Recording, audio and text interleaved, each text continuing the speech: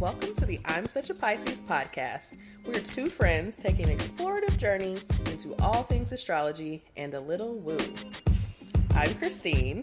I'm a creative, intuitive counselor and coach, and astrology enthusiast. We Pisces like to wear all the hats. You can find me on IG at The Dreamy Piscean. And I'm Shelby. I am a licensed social worker, a big feelings person, and a light skeptic. Here to learn all the astrological things. You can find me on Twitter at Shelby Tweeting, and being a Cancer rising on Instagram at Shelby Cooking Things. Welcome to our show.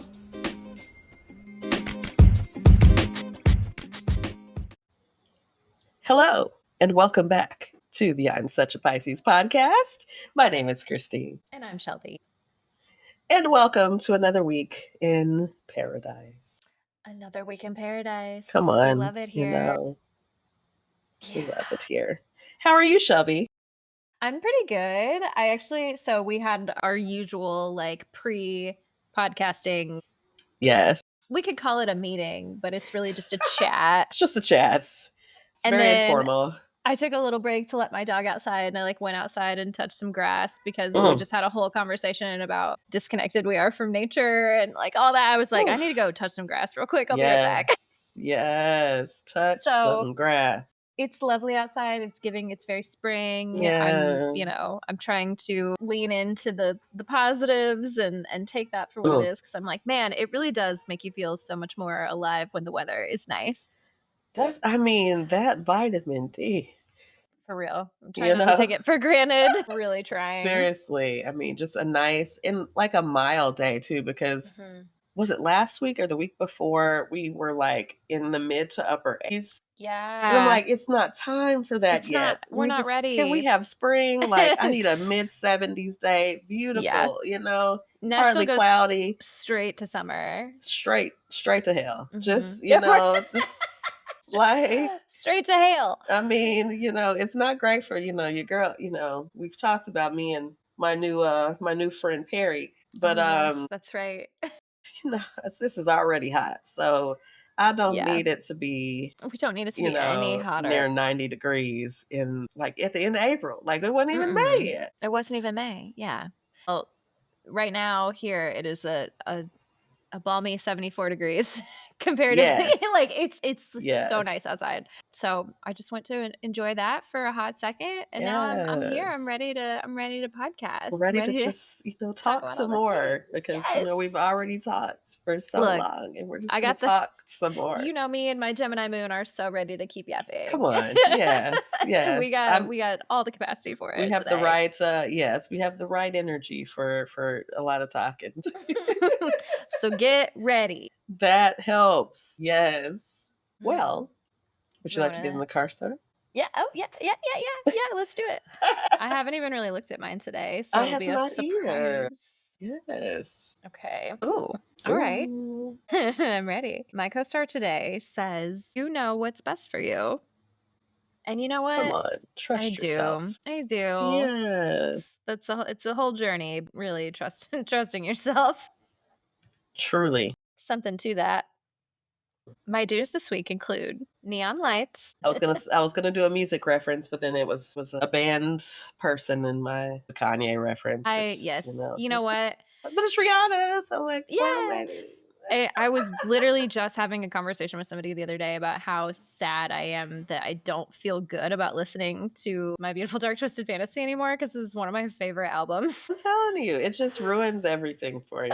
Damn it, Kanye. Yeah, sorry. Okay, we're getting right into it. I know. Speaking of tangenting, come on. The reason I thought about it is because I saw somebody on TikTok, which I was like, this is the whole time I was like, this is problematic. You can't get away with this anymore.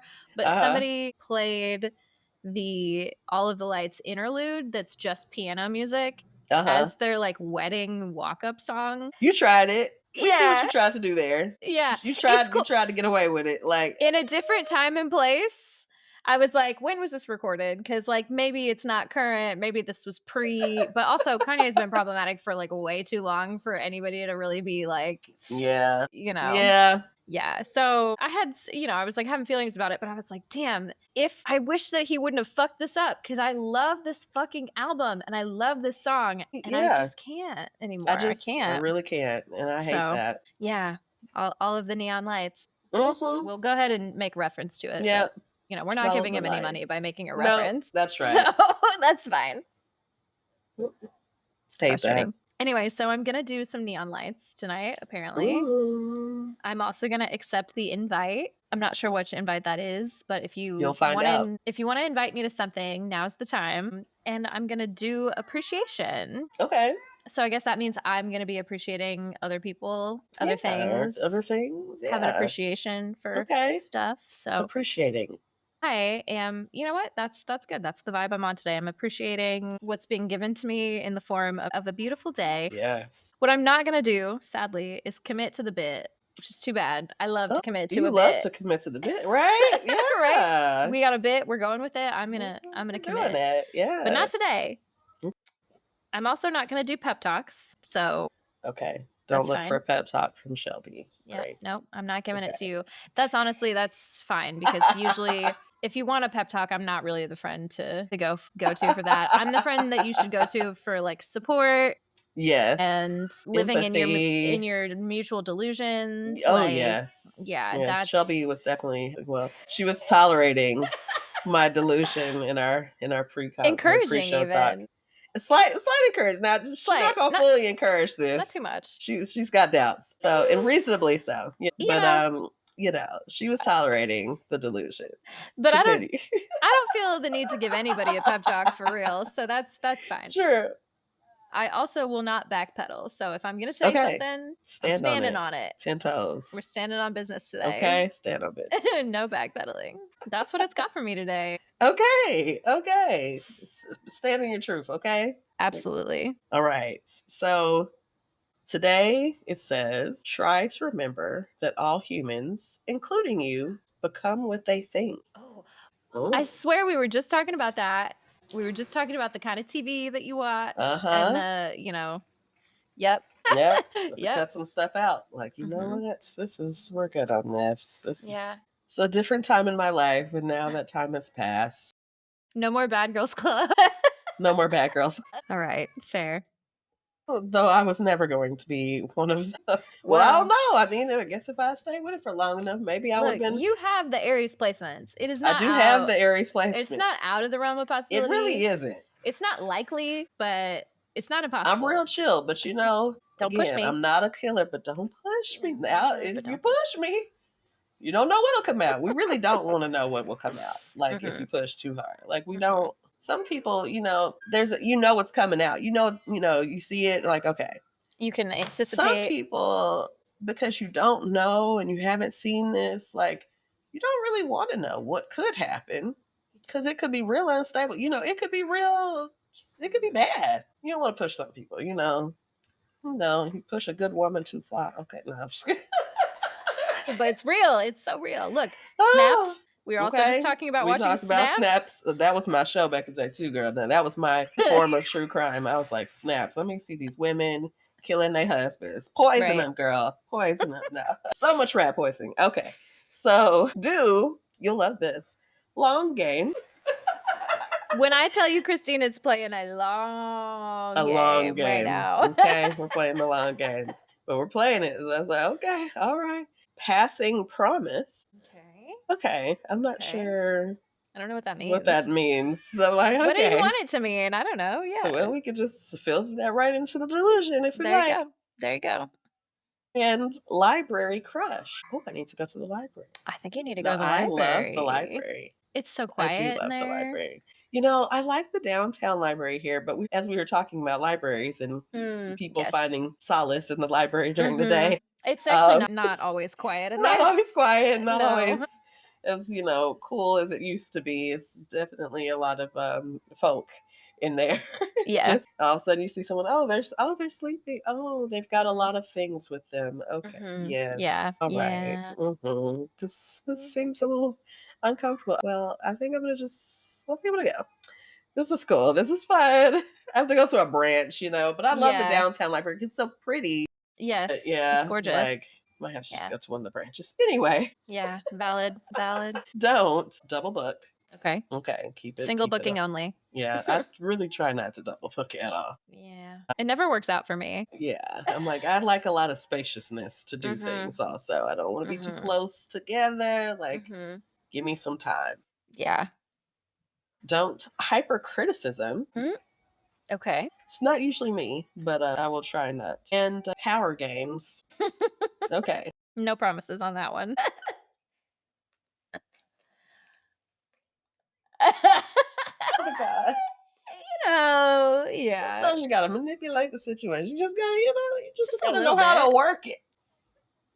You gotta know how to work it. That's good advice. Just turn it in the way that's just like spin it. Just guide. Guide. That's the word. That's not manipulate. Guide. Yeah. Gently guiding in the direction we want it to go. Yeah. There's nothing wrong with that. Well, this guidance. Oh. Okay. The do's and don'ts today. Hello? How about supporting my delusions. Or maybe not delusions. Maybe it's the long game. We're just it's playing. A manifestation. Yeah. It's a manifestation, not a delusion. It's always such a fine line of whether or not something is delusional or if I'm manifesting a good thing for myself. Because, I have at times in my life been like, am I fucking crazy? And then the thing that I thought was delusional was actually very true. It came to me. And so I'm like, it's really hard to know. This life is very weird. Sometimes it's a timing thing, Sometimes it's about time, Right. Some people need time to get it together. Like I said, she's playing the long game. Mature, the long game. Finish all of their projects. Let's keep them so busy. Anyways. Speaking of the long game, do you want to talk about somebody who's been in the game for a long time? Ooh, AKA I like it. This week's celebrity birth chart. Come on with the segue. How about the segue? You better segue. Get it, girl. So, because we are still technically, we're still deep in it. Actually, we're still in Taurus season. Okay, so we are going to do a celebrity birth chart, a Taurus celebrity birth chart, none other than the beautiful Janet Jackson. Miss Jackson, if you're nasty. Miss Jackson, if you're nasty. Okay. And I'm nasty. Okay, and I'm nasty. I'm nasty. So it's Miss Jackson, okay? Yes. It's Miss Jackson. That's so funny. I feel like Janet Jackson was like the first person that I remember my dad sing. Like as a kid, I remember my dad seeing her on TV and just being like, damn, she's like making a reference to how fucking beautiful she is and being like, huh, yeah, you're right. That's like the first time I had ever heard my dad acknowledge like another like a celebrity or like somebody just being like, my dad had a little celebrity crush on Janet Jackson. Yeah, when I was a kid, which I was rightfully so. And Janet was saying some things in those songs. I was listening to some Janet the other day. I was like, baby, took me somewhere. I'm like, girl, into a place. Okay, anytime. Man, I'm looking at her. So I just pulled up the website with her birth chart, but it gives you a little description, like a little bio of her, which I think is really funny. But it says, an American recording artist and actress known for a series of sonically innovative, socially conscious, and sexually provocative records. I was like, okay, yep, go ahead and do her like that. She's definitely sexually provocative symbol. Records. Yes, ma'am. Yes. And there's another celebrity birth chart off to the side here that made me think of something. So I'm going to put a pin in it and come back to that when we get done here. I didn't put it in the outline, but I'll talk about it in a second. So anyway, we have Miss Jackson. Of course, she is a sun in Taurus. Her birthday is May 16th. So by the time this episode comes out, it'll be almost her birthday. Uh-huh. They have her birth time listed at 6 p.m., but they're not. It says accuracy poor, so we don't know if that's right or not. Yeah.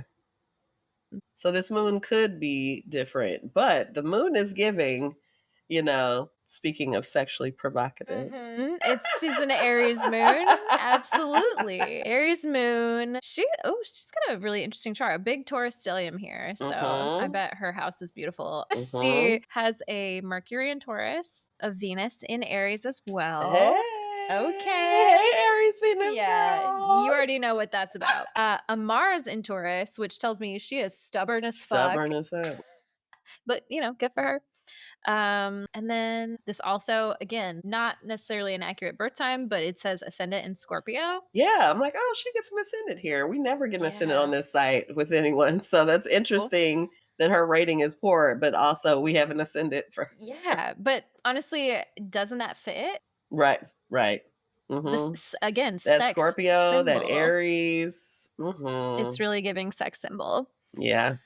Okay, I'm going to do another transition really quick to talk about this before we move on to our next thing on the outline. But it reminded me there's a little celebrity birth chart off to the side of Michael B. Jordan. Yeah. And I just briefly wanted to mention that I went to go see Sinners this week. Oh yeah. It is so good. I'm a scary movie girl though. Yeah. And I love a scary movie. So it was very good. One of the first, so I use this app called Letterboxd, and it's like a movie rating app. So I go in and every time I watch a movie, I like leave myself like a little review of it. So I remember, because otherwise I'm like, did I see that? I don't know if I saw that or not. Yeah. Sinners is my first 5-star rating of the year. So good. Okay. So good. It's a vampire movie, but the vampires don't come into play until about an hour into the movie. The backstory is so good. It's all about like music, and there's like some religious overtones because every vampire movie has some kind of religious overtones, right? Yeah. It's so good. Highly recommend if you get the opportunity to see it. And there's Michael B. Jordan there's two of him in there. Like, it's him and a twin, but obviously they're both played by Michael B. Jordan. There was like a second at the beginning of the movie where I could not get past, like, I was like imagining Michael B. Jordan playing both roles and just like talking to nothing and then like CGIing the scenes together. There was like a minute and 30 seconds where I was like, I don't know if I'm going to be able to get past this, but it very quickly integrates itself into the movie. If you get a chance, you should see it. It's really, really well done. Ryan Coogler, shout out. Ryan Coogler's gonna do it. Now I did see a meme about this like Michael B. Jordan like twin thing, and it's like they said, I'm looking forward to like my kid or some kids like growing up like being confused or whatever, thinking that Michael B. Jordan has twin, like similarly to The Parent Trap with Lindsay Lohan. Yes. Is there two Lindsay Lohans? Who knew? Right. Like, yes, no, it's just one of them. But yeah, I was like, I love that. Yes, because we show her like, you sure she don't got a twin running around? You sure? Yeah. There's not. And then we got Full House from back in the day when we had actual twins playing one person. Yes. So yeah, which honestly makes more sense for a child actor. Like, then you just switch them out. Like, makes sense to me. I don't know. Anyway, I just wanted to plug that in there. So now you said it's scary, but it's scary like it's a Ryan Coogler scary. Wait, no. Okay, yes. But is it like it's vampire scary? So there's different kinds of scary, right? Like some scaries I'm good with. Like I don't really do like spiritual scary. So that's my thing. Like so, you know what I mean? Yeah, I'm trying to. There's a couple of moments in the beginning of the movie. So you know me. I went to see this movie. I took my little edible beforehand, right? So by the time we got there in time for the previews, by the time the movie is starting, I'm like, I can feel my teeth. You know what I'm saying? Like, okay.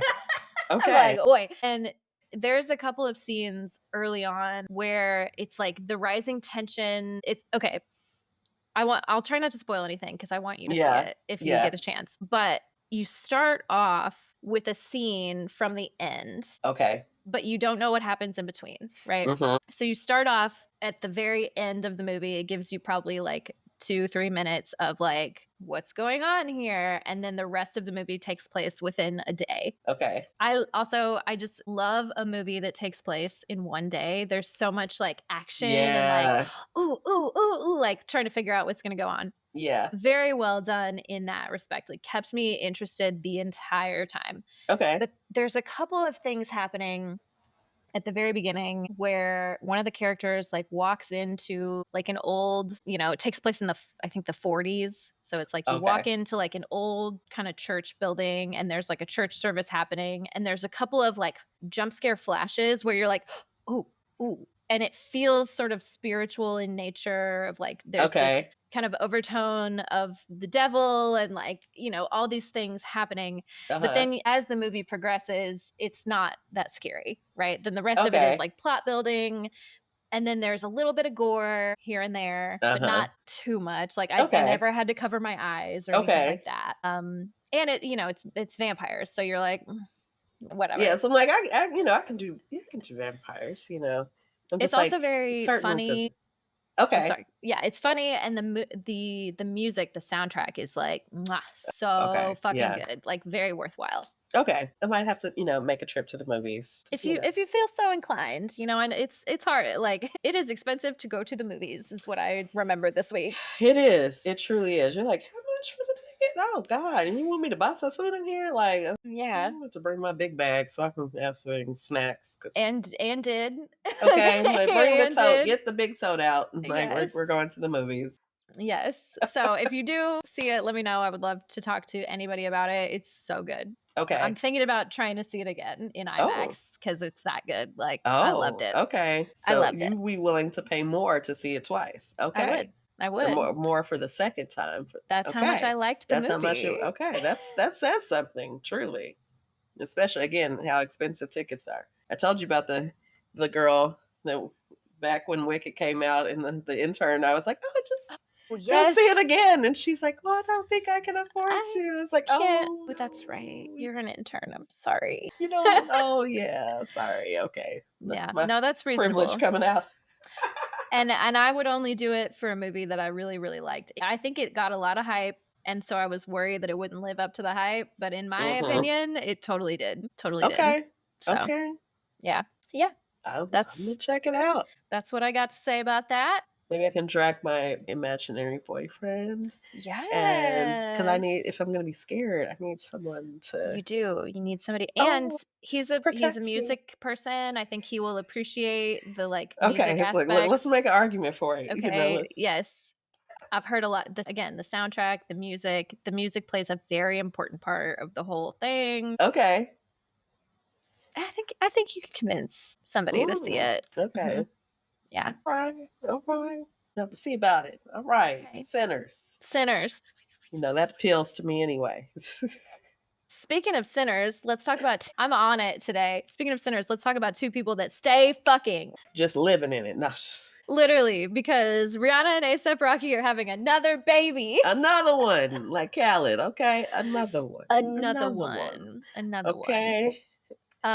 Which was revealed. I'm going to bring up a topic from the very end so we can kind of talk about these together. Yes. It was revealed at the Met Gala. At the Met Gala. Rihanna stays doing just like a beautiful pregnancy reveal every time. Love it. Like, iconic. So I feel like, did he preempt her reveal during his interview? I think I saw an interview on the red carpet or on the carpet of the gala. And I feel like it was before she came and he said something about a bump, like I like seeing her with a bump or whatever. He said something about a bump, and like I don't know, like did we already know? Because that's why I was like, wait a minute, is he saying she's pregnant? I'm like, did I know she was pregnant? Do we know she's pregnant? I don't know because I can't keep up because they just keep having kids. Pregnant. I'm like, okay, they're pregnant again. I'm like, how many pregnancies? This is when they just run together for me, right? Because this is the third one in 3-4 years. Yeah, this can't be that long. Yeah. It's been like a 5-year period. There. I'm like, okay, girl. I'm very happy for them. Yes. I also think that he must have a little bit of a breeding kink or something because like she stays pregnant. He likes seeing her pregnant. That definitely came across. Mm-hmm. And so some men are like that. They just... I think that's... like putting babies in women. Yeah. It likes to, like it's like like almost like an ownership thing, but in a sexy Uh-huh. way of like, Uh-huh. I did that. Now Yep. you all know, like That's everybody's me. thinking about us fucking. Like, Uh-huh. yeah. I did that. I did that to And her. also, he seems like a good dad, so I can't even really be Yeah. mad about it. Like, Not mad at it. Like, yeah. as long as he's doing the right thing, y'all love each other. They Mhm. taking y'all care of business and taking care of them kids. Mhm. I have no things to say. Now I'm trying to think because he just recently had that whole trial and stuff where Uh-huh. I'm like, which trying to do the math, like she Like would have she been was been pregnant yeah. during that because I'm like, okay, did they just get pregnant immediately after that happened? Because but I feel I like think she would have she's been pregnant. Yeah. pretty pregnant, so that would have been very Which stressful. yeah. I'd I can imagine. imagine that was probably yeah. And so I'm sure that explains even more the reaction Hmm. that we saw. Yes, exactly. Yeah. Yeah, yeah. But Hmm.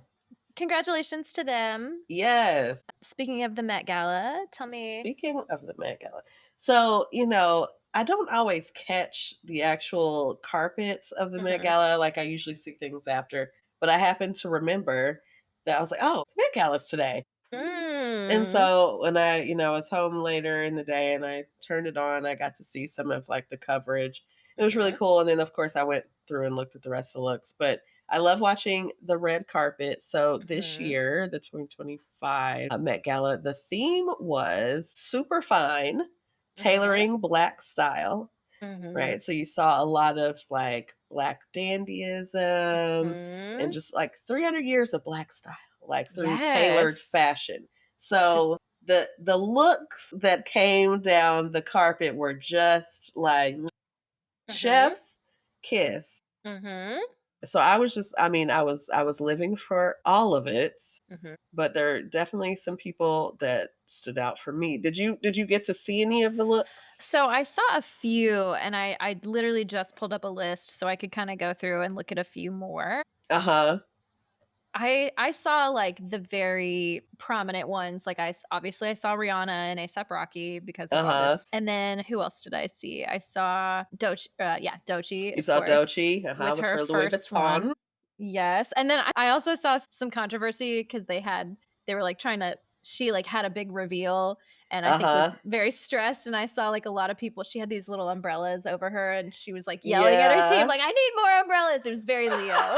Yeah. It was very Leo. I think a lot of people were trying to be like very like, oh, she's like treating her staff poorly, and it's like, no, that just sounded like somebody who was stressed in the Yeah. moment. Like it really Yeah. was not that deep. So I I think don't I know. mean, again, this is the Met Gala, so everyone's got these big looks and Yeah, these reveals of these it's a looks. And so production. yeah, and so like she's like, "Look, I want this to go the right way." She is Yes. big Leo stallion, so it's got to be dramatic. Like so, like get it right because I only get this one time to Yes. reveal this in this way. Exactly. Yeah. Yeah. So I get it. Like, we prepared for this.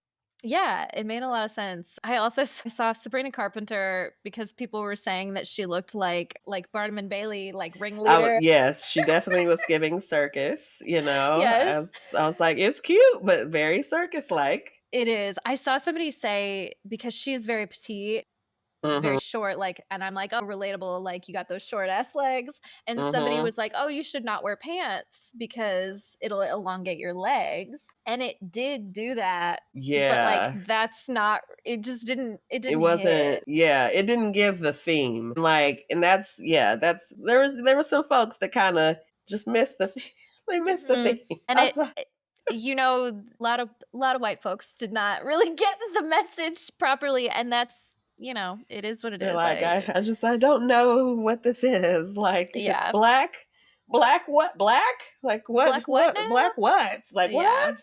So But I also feel like that's par for the course. Like a lot of like the themes are there's a lot of room for interpretation every year with the yes. themes. So, Yeah. I get it, but Yeah. yeah, not my favorite look. Yeah. Again, it was cute. It just wasn't on Yes. or it just kind of missed it. It missed it. Yeah. So, now I will say one of my favorites was Tiana Taylor. I would just scrolled past hers a second ago and she Like looks beautiful. when I saw her on the carpet, I was yes, Mhm. man. Like, first of all, this was made for her because she very much does like androgynous, so she, Mhm. doesn't mind leaning into like her masculinity and like masculine Yes. features about herself. Yes. So like I'm like, she ate. 8. Okay, Absolutely ate. 8. Yeah. There's so many pieces, like, there's so much to look at in this look. Yeah. I scrolled back up to it. I'm like, there's a lot happening, but it goes so well together. It's not too much, Yes. Yeah. but But I yeah. mean, it's bold. I mean, she's got like a do rag on. I Mhm. think I saw another do rag, and I was like, yes, like Yeah. I mean, if you're gonna do black fashion and black throughout the years, like I mean, why not? Like you got to touch on that. Yeah. She Yeah. she looks so great. The Now, cane and the the cane, shoes and the, everything, like, the yeah. brooches, Yes. the neck So many piece. aspects of, like, Yes. black fashion to me is like, Yes. yeah. Yeah. It's cool. Just 8, well, I was gonna go somewhere else, but now I saw Diana Ross come through, and I mean, as mother Mm. that she is, like this Mhm. train that took up the Mhm. entire carpet and steps, like no one else can be out here but Um, Miss Ross, of course, herself. Like, okay, I had not seen hers, but I just pulled up a picture. I'm like, yeah, it's giving very classic Diana Ross, like, okay, very like, huge am train. I not Diana Ross? What else would I Yeah. do? That thing is massive. It's beautiful though. Gorgeous. Yeah. Gorgeous. I just scrolled past. I also don't really feel like this was giving the theme, but I just really like this look on her.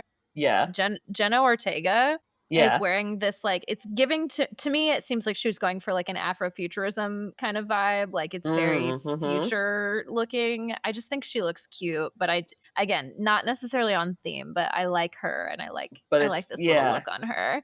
Yes. It's very fitted, but it's also sort of giving like armor. Uh-huh. Uh-huh. Yeah, I don't know. I like the It's way a it little looks on her. just, yes. Now who else? Okay, now I have to mention, because she's a Pisces queen, Miss Lupita Nyong'o. Oh, let Now, me look. Lupita very much gave us a Pisces look. We've got the suit, but it is Mhm. aquamarine. And I said, yes, ma'am. It better be the March Yes. birthstone color. Okay, Okay. aquamarine. And do you see a Ooh. picture of the cape, like expanded? Hang on, let me try to find one in here Yeah, because this girl. little hat is so cute too. I'm like, I love Yes. this. Now when she Where fans that cape is out, it it? looks like angel wings. I'm like, yes, ma'am. You better give us a Okay. moment. Why can't I find a picture? Oh, okay, wait. There's a little video of it. Okay, even better. Give us the Yeah, dramatic moments. this is giving very Pisces, like the airiness Yes, of the cape right? too. I'm It's like, like, you better give us a Pisces moment, ma'am. She's so Loved it. fucking beautiful. Like, Ah, the color looks so good on her. I love it. yes, I love yes. it. Now, Okay. I didn't pull out any men, but the men, I mean, did their thing as well. The Like, very definitely first gave. one on this list is Coleman Domingo, and Yeah. Oh, he's got yes. he's like Yes. he's serving a look right now. Yes. And he was on the board. Well, he was on the, not the board. Was it the committee? And like ASAP Rocky. There's a couple other Okay. people that are mentioned, but yeah, they were all on the committee. So like they Okay. gave us the looks. The Yes. looks. Yes. Yes. Yes. Yeah. Oh no, I do. Oh, go ahead. Go ahead.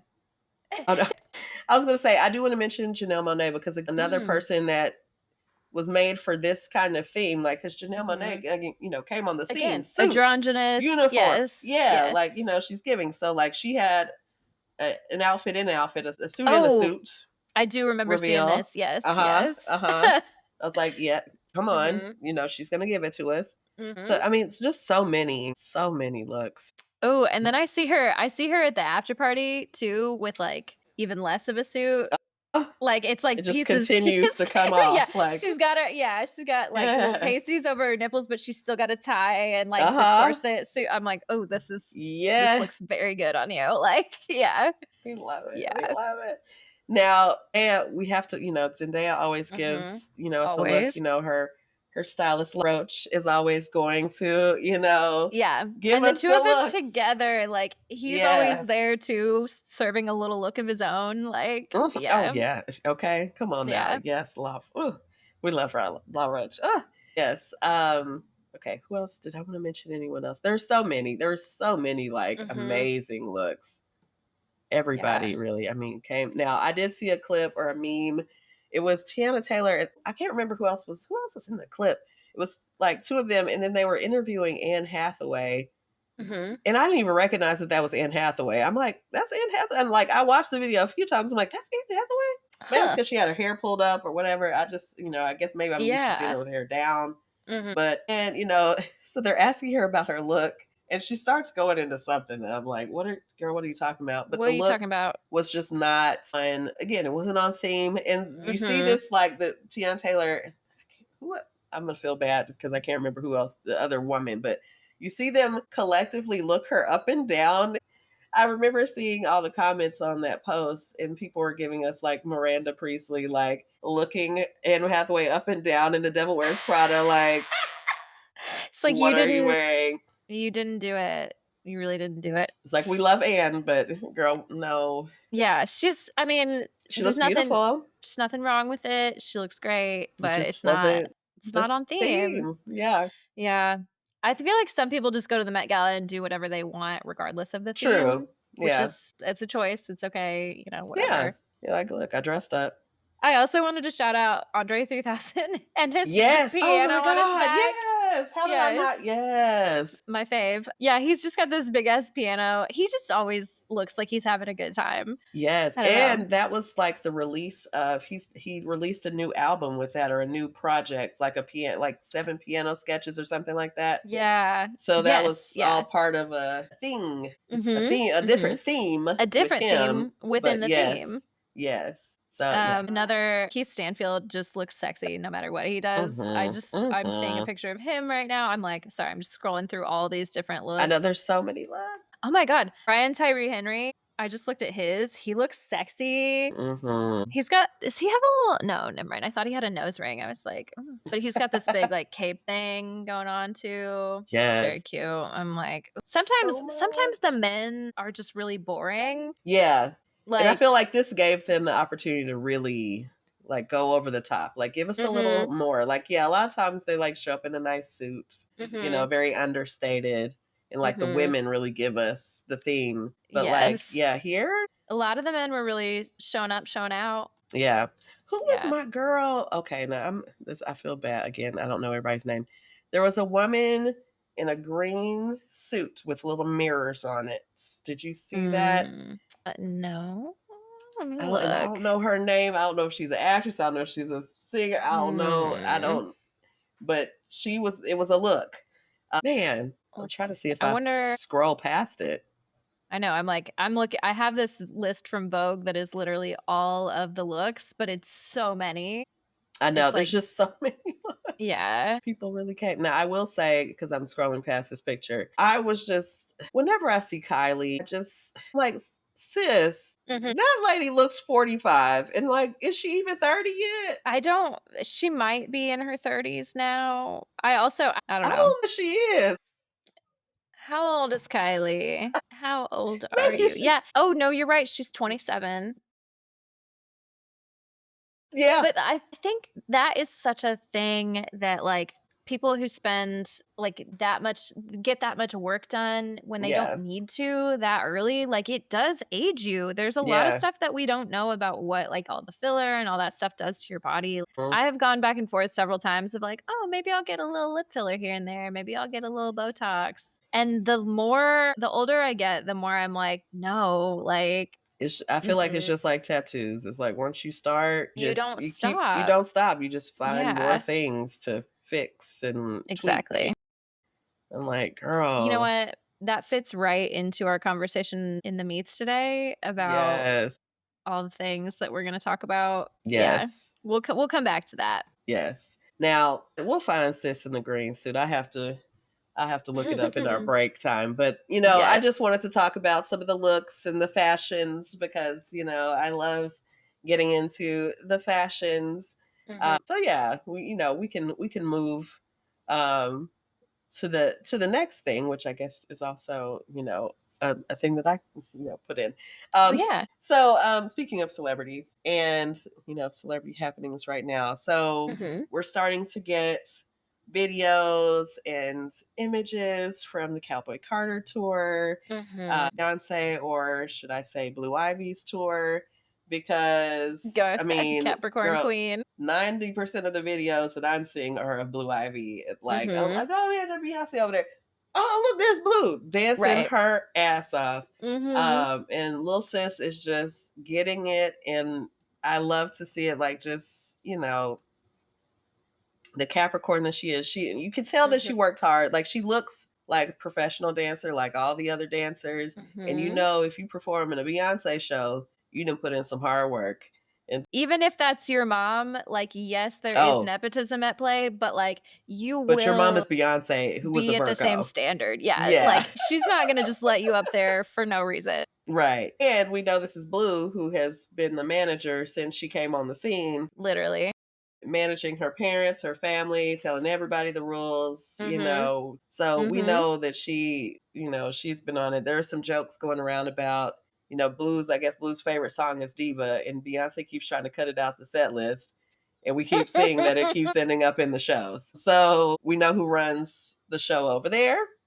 So anyway, there was a part of the show where it's a dance part and it slows down to a slower song, and we see Rumi Carter, one of the twins, come out on the stage, and it's a real sweet moment. She's very excited. This is from the first show in LA. Okay. Probably from the image that you saw of them kind of embracing all together. That was that moment. But before that image, you have Rumi very excited, like waving and just like she was, I mean, it's so cute to see because she just, I mean, it's very pure. Like, she's like, oh my God, I'm out here on this stage and there's all these people. And likely people were calling her name, you know, so there was a rehearsed part, but she comes out, she's just so excited, and, you know, they're trying to contain her because also there's choreography happening, you know, and so Blue, you know, so you have Beyonce and she's starting to sing to Rumi, and like Blue is part of the dancers, and so she's right behind Beyonce.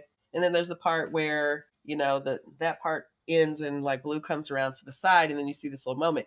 All this time, Rumi is hyped up. She's just like, you know, just going crazy. And like Beyonce kind of moves her, you know, you can see her kind of shift her to like the right spot so the visual happens the right way. I'm like always on it. Like, she's like, okay, just right here. So the visual behind me happens, right? I mean, it's like you see it. And so then you see Blue step around to the side. And so Rumi's still excited, and they're doing some like a little handoff to Blue. So Blue's going to take her back behind the stage. And she starts doing something like Beyonce's still trying to sing, and like Rumi's really excited. And like you see this moment where Blue's like, no, like she got the eyes, like, no, like she's trying to do this right here. Like, I'm like, I love just the Capricorn nature. Like, Blue's like, no, this is how we rehearsed not right now. Rumi. This is it. This is what we're supposed to do. I told you to be chill. Like, okay, come she on. Was so hyped up. So like, they go back behind the stage. So there's another video that comes out from, I don't know if it's night 2, night 3, whatever. I think there's multiple nights in LA. I think that's what's going on. So you see a very different Rumi show up, like very much more contained. They had a conversation about this for sure. And like, there's a part where you see her, like, she just does a little wave and a smile, like, but you can tell in her face and in her mannerisms, like, someone talked to her about this. And you see, like, Blue's behind her at this certain part, and she does just a little wave, and she looks back, and she just takes this, like, sigh, like, okay, yeah, I just did my little wave, like, I didn't do too much. And then she walks up, and so she does the whole thing, and it's just very much more contained. Yes. And so even when she, like, holds her hand out for Blue, she's like, okay, you know, this is the part where you take my hand. Like, she seems almost bored with it now. Annoyed, Because, like, I got to do this the way they want me to do it. I was like, again, such a Gemini. Like, she's just like, I was excited about this, but y'all taking all the fun out. Right. It's like, this was, yes. And to me, it's giving, like, the Capricorn and the Earth sign are like, no, the work is fun. Right. I'm having fun because this is work and I'm enjoying it. And the Gemini is like, no. Look at these people screaming for us. Like, they're screaming for me. I'm excited. I'm waving. Like, she's just like, jumping and I'm just crazy. Like, it was so precious. Like, I'm like, y'all don't take that from her. That's I just know. Let her little have kid some excitement. joy. Like, yeah. But even like looking at like I haven't seen the video of it, but I'm Yeah. looking at the images, and I just pulled up a picture. But Blue looks so serious. Yes. And Yes. again, it's it's giving Capricorn, like heavy Capricorn Yeah. energy. Blue's So like, listen, I had to work hard to get on this damn stage, okay? right. Like, you And up here carrying on. yeah, but you know that Beyonce was like, "Look, if you're gonna get out here and do that again, then you just won't be out here at all." Like, that was the Now conversation. here's what the people are saying. Apparently, Miss Tina, again now, who is also a Capricorn, Mhm. when Rumi got behind the stage or whenever, Miss Tina had said something to her or whatever. So people are Mhm. mad about whatever. But they got her together. But the people say the Rumi don't listen to Beyonce. She listens to Blue and Miss That's Tina. fair. Mhm. Yeah. So I could like see it. that's hilarious in and of itself, but I don't know anything about their family dynamics, but Right. that's what the people Right. say. We love to Okay. speculate versus on what we see, Right. on the little moments that we see. But apparently, I'm sure you can tell that they got her together Yes. before the Regardless. next performance, and she was much more contained. And you could tell that she was looking like, okay, I'm doing it right, like doing Yeah. what you said. Yeah, but also she had a little attitude about it. Like, yeah, for Like, sure. okay, Blue, here's the Yes. time I take your hand. Okay, Yeah. let's go. But then Great. there was also a cute moment that someone caught as they're walking like at the back of the stage. So it's someone that had that view of them actually at the back of the stage where you see Mhm. Blue and Rumi and like they high five each other. Like, you did Aw, such a good job. I was like, oh, see that I needed to say that's that. so I needed to say that. cute. Yeah. It's a little I love sister that. love. It's just cute. Yeah. So we've been enjoying seeing the Carter girls Mhm. on the tour I love that for them. and Also, Beyonce. I can't get over how much obviously Beyonce and Blue look, they are like Girl, spitting images of each other. yeah. Especially with those braids. Like the Mhm. blonde braids Yes. really gives Yes. like young Beyonce. Absolutely. Rumi looks a lot more like Like Jay-Z. Jay-Z. Yes. Yeah, and I don't really know because there's not a whole lot of images of, Oh, sir. Sir, so, like, we Yeah. don't which, I for think valid it's reason. very much intentional. Sir, from what I've read, doesn't really like the Mhm, spotlight and like crowds and mhm. all that. So like we just don't see as much of him. Yeah, But I do. exactly. It makes me wonder though, like what is it like? Because Rumi's Yeah. clearly so She wants to know, be in the yeah, spotlight, and of course, them being twins and Geminis is just, like, yeah, them giving that opposite energy, like, mm-hmm, it makes some sense to me, like, yeah. mm-hmm, I don't know. I yeah. love to see it. I love to see it. You just got this family now, maybe family full of performers, but then maybe not, sir. So like, I Mhm. wonder what his Yeah, what's thing will his be. thing gonna be? I Yeah. don't know. I don't Hmm. know. We shall see. Okay, well, I had the only other thing I had on here was that, they chose a new pope this week. Oh, that's right. Okay, okay. I was like, I didn't know if this was a speculation, but I didn't. I'm a They little did. disconnected sometimes. No, yeah, they picked a pope, and we don't have to spend a lot of time talking about it. I was gonna try and look up, the birth chart, but like crazy choice in this in this economy to pick an Mm. American. They picked an American, Very interesting. first American pope. Very interesting. He's also from Chicago, so a bunch of people are like, "Oh, you know about Chicagoans and Malort? No. Do you know what Malort is?" Uh-uh. Okay, it's a liqueur. It's disgusting. It's like it tastes like fucking grass to me. It's like but people from Chicago love Malort. Okay. I don't know what it is about it. It's like a whole thing. So I've just been seeing a bunch of memes and shit about him being from Chicago. They keep putting his first address. They put like the Chicago Bulls walkout music over it. Like that shit has just been really making me laugh. And it's like the Pope is not worried about that. Like Hilarious. I mean, uh, this is what you get for having an American in that position. Like, you you just go knew you go get all kind of foolery. you're gonna Just get all the American bullshit. all the American bullshit. Just, oh my God. Yeah. Such an interesting choice. Yeah. So I meant to go in and look up like some information about him astrologically, Mhm. just because I know that's a big deal for a lot of people. I'm not Mhm. Catholic, but went to Catholic school, so I feel like culturally tied to Catholicism in a lot of Sure. ways. Sure. They have Yeah. their own very interesting little rituals and such. Absolutely. So I'm just always intrigued about like what they're doing and how the Pope specifically influences so much of their beliefs and thoughts, and Francis was pretty fucking woke Mhm. comparatively to a lot of, Right. Catholics in Catholics general. in general. He had very open views about, the gays and all of Mhm. that. And Mhm. so remains to be seen if that will carry on. We shall see. I dated a guy who was Catholic.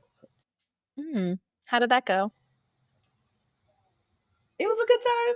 It's a good time. Now, Was there a lot of internal shame going on there? no. So the thing was, he was Catholic, but like he wasn't like a strong practicer Mhm. of Catholicism. But also, when we would have conversation about having family together, he was very adamant that he wanted to raise the children Catholic. Yeah. That you know It's what? like interesting, but you're not really even You're not even really connected to this like this. the culture again, we talked about this earlier, like Mm-hmm. there's cultural Christianity and then there's practicing Mm-hmm. Christianity. And I think Catholicism is like there's a lot of non-practicing Catholics who still want their family to be culturally Catholic. Like will Yeah.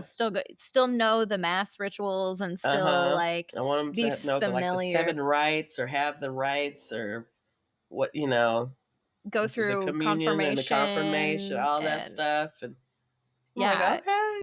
There was so Uh, much about that stuff that I did not know until I went to Catholic school. And so now like a lot of my friends were raised Catholic and I find that that Catholic deep or that guilt runs so deep for so many people, even if they are no longer really practicing Catholics. And a lot of them still are, which is also, yeah, I don't it's know. interesting. Yeah. I have a friend that also is Catholic. Now, both these people were black or are black, Hmm. but also this was new to me, like black Catholics. Yeah. Yeah. And so now this friend, a girl, like one of my homegirls from New Orleans, a lot of Hmm. black Catholics in New Orleans, Hmm. uh, Yeah. That tracks. went to my first black Catholic church, which was interesting. I was like, okay, it's a little mix. It's a little mix. Yeah, because you still get the black church atmosphere, but then you get the Yeah. Catholic rituals that are very specific Yes. and yeah, So yeah. I'm like, okay, this is interesting. But I love that anyway. Like I love going to different like places of spiritual practice and like Mhm. spiritual houses, just seeing how people do things and what their beliefs are. Like that's all Mhm. very interesting to me. So yeah. Yes. Yeah. Yeah. Yeah. I don't know. Interesting stuff. Just thought it would be Mm-hmm. another little thing to chat about. An American Pope. An American Pope. We shall see what happens with that. Maybe more to come Okay. in the future. Well, should we take a little break and then come back with our meets? Yes, let's do it. We will be right back, y'all. It's actually great timing because I really need to.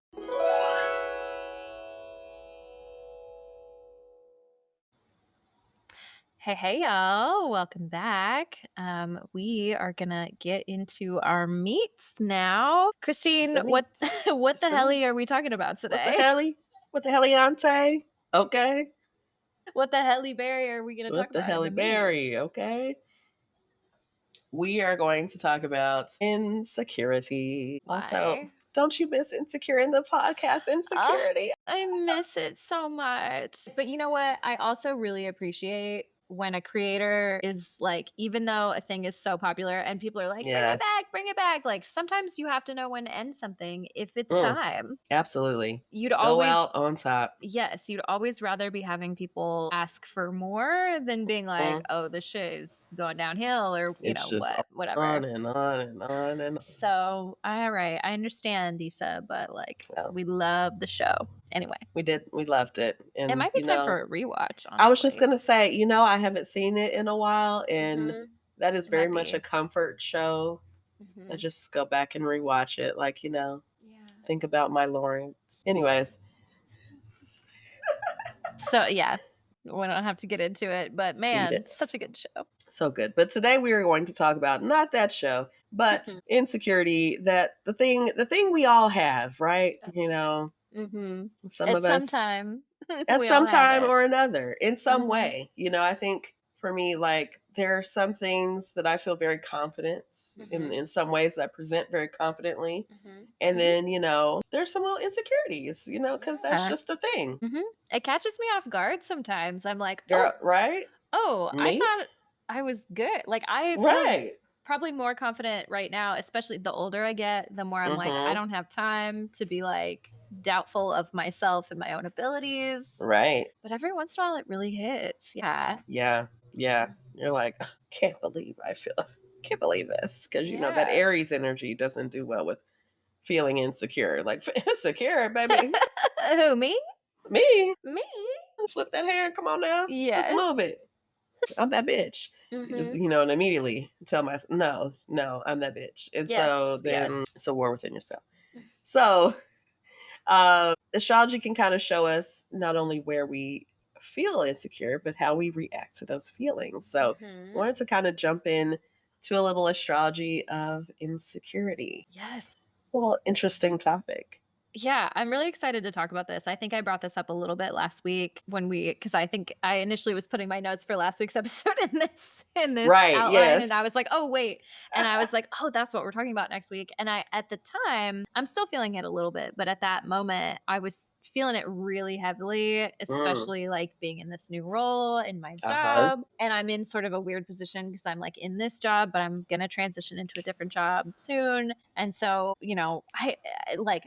I'm not overly invested in where I am right now, but I am still feeling like, oh, am I like, okay, actually, it's funny. We had a team meeting this week, and they rotate like every team meeting. One person kind of presents a new idea or new concept. So, like, we have somebody who kind of specializes in art therapy who brought us some art supplies and gave us a prompt, and we did that. And, we've gone through these different things. And so I was like, what am I going to bring? And the thing that I ended up bringing was a little self-compassion exercise.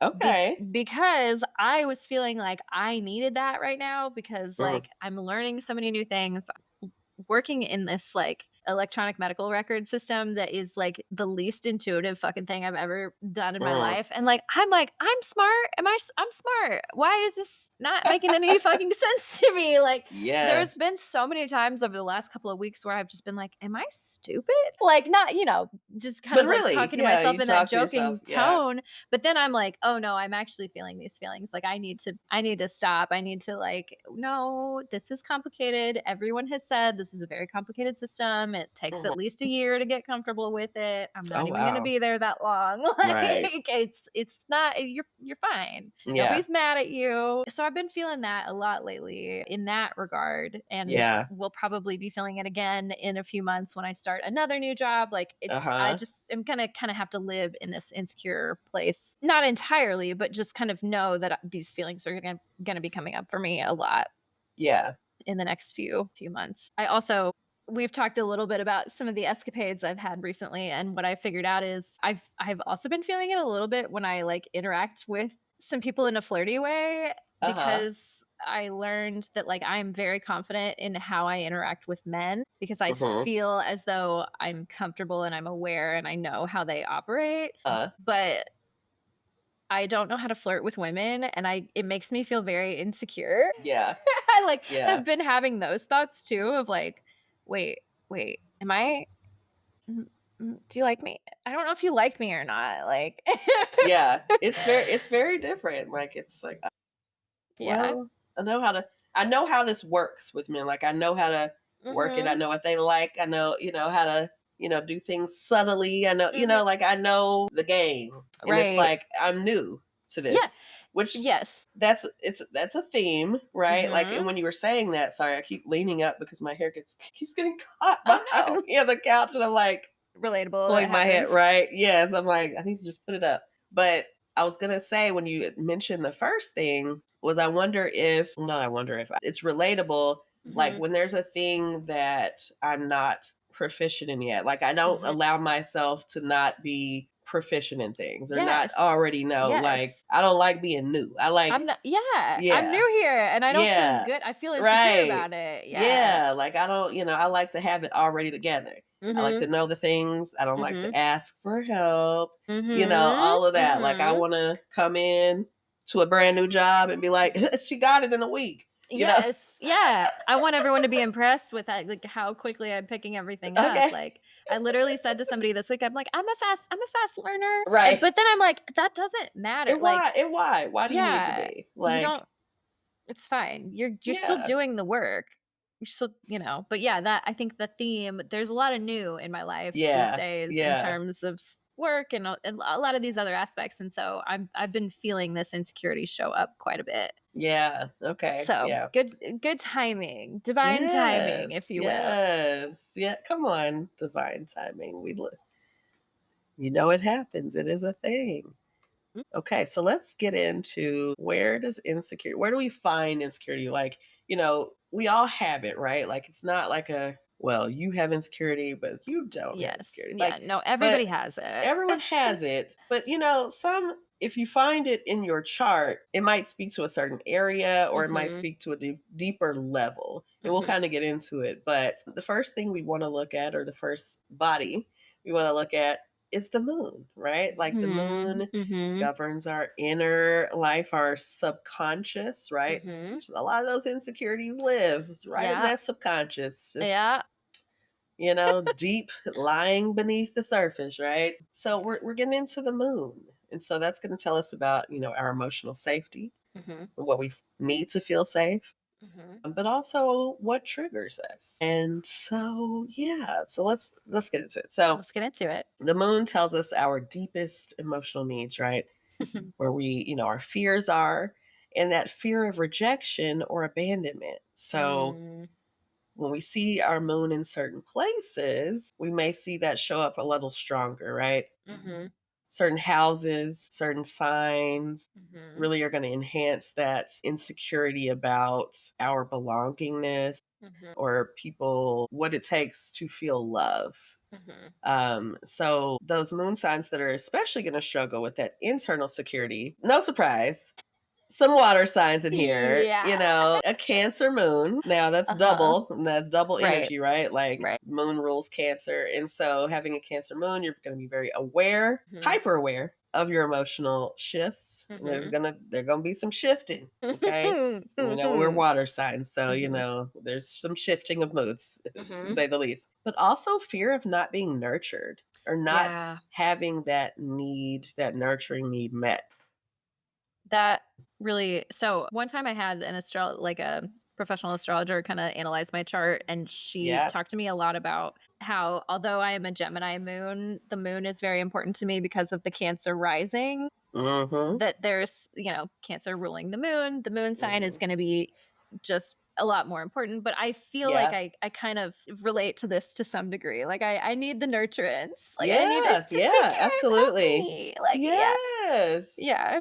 Like, don't forget me. Don't, make sure you're taking care of me. And like, what does it mean to be taken care of? And what does it mean to be nurtured for me? And like making sure those needs are met. And if they're not met, how does that show up? How do I show up when that's not happening?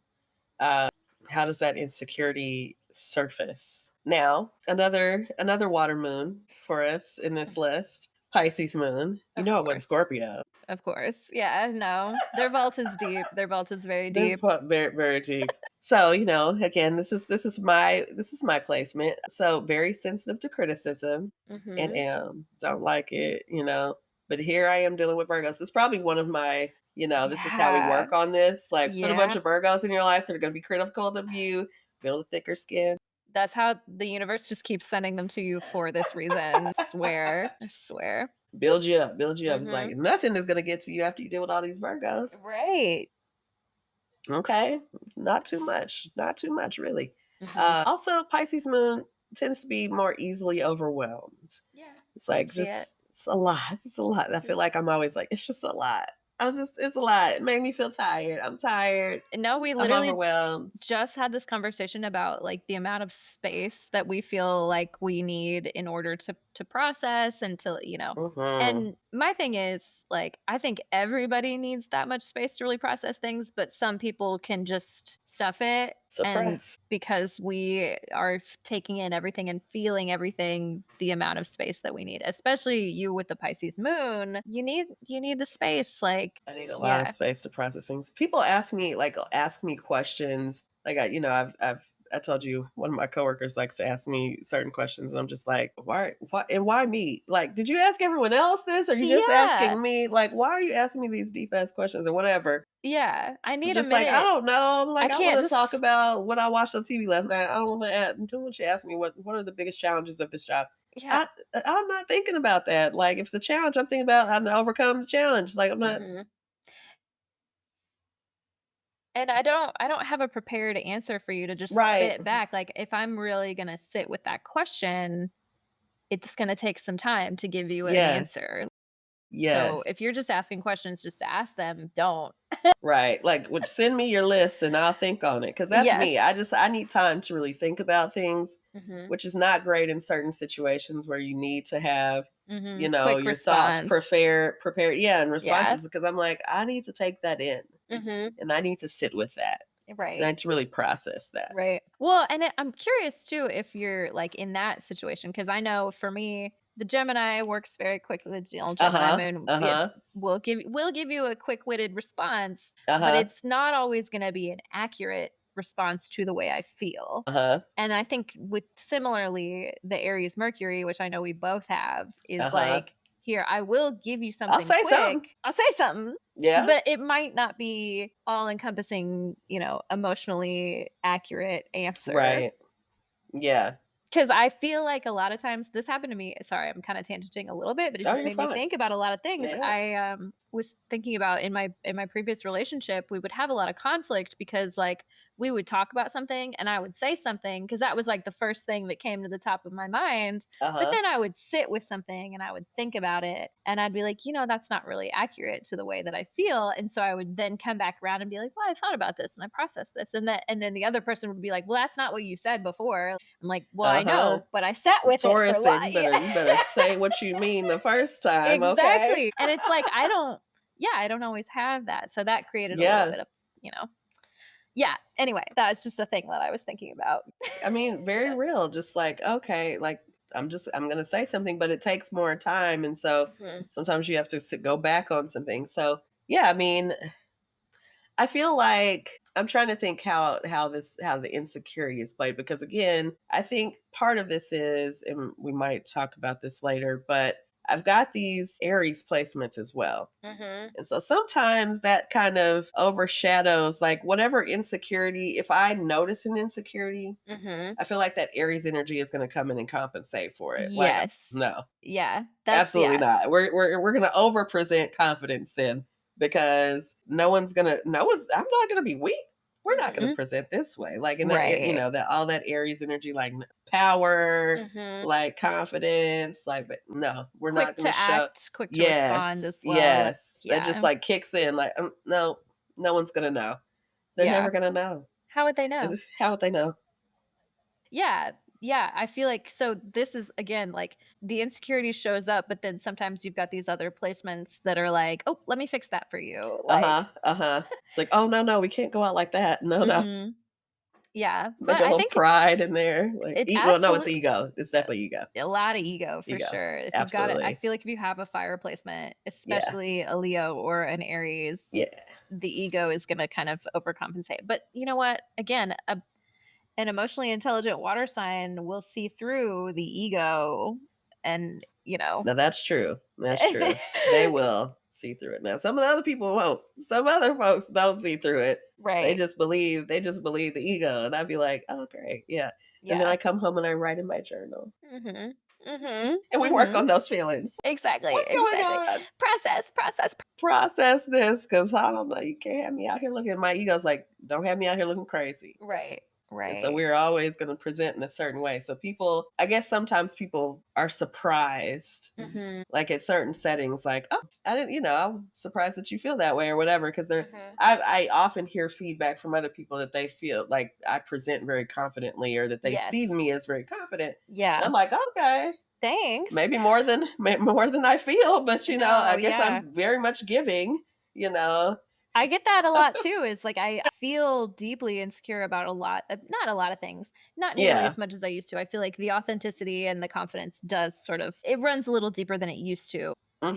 But I think I get the same kind of thing of like, oh, I would have had no idea that you were struggling with that or that you had a hard time with that. Because I'm like, yeah, I'm trying really hard not to let you know. Right. I feel insecure about this. Like everybody. That's the point. This is giving like fake it till you make it. And that is most of my adult life, I feel like. Yes.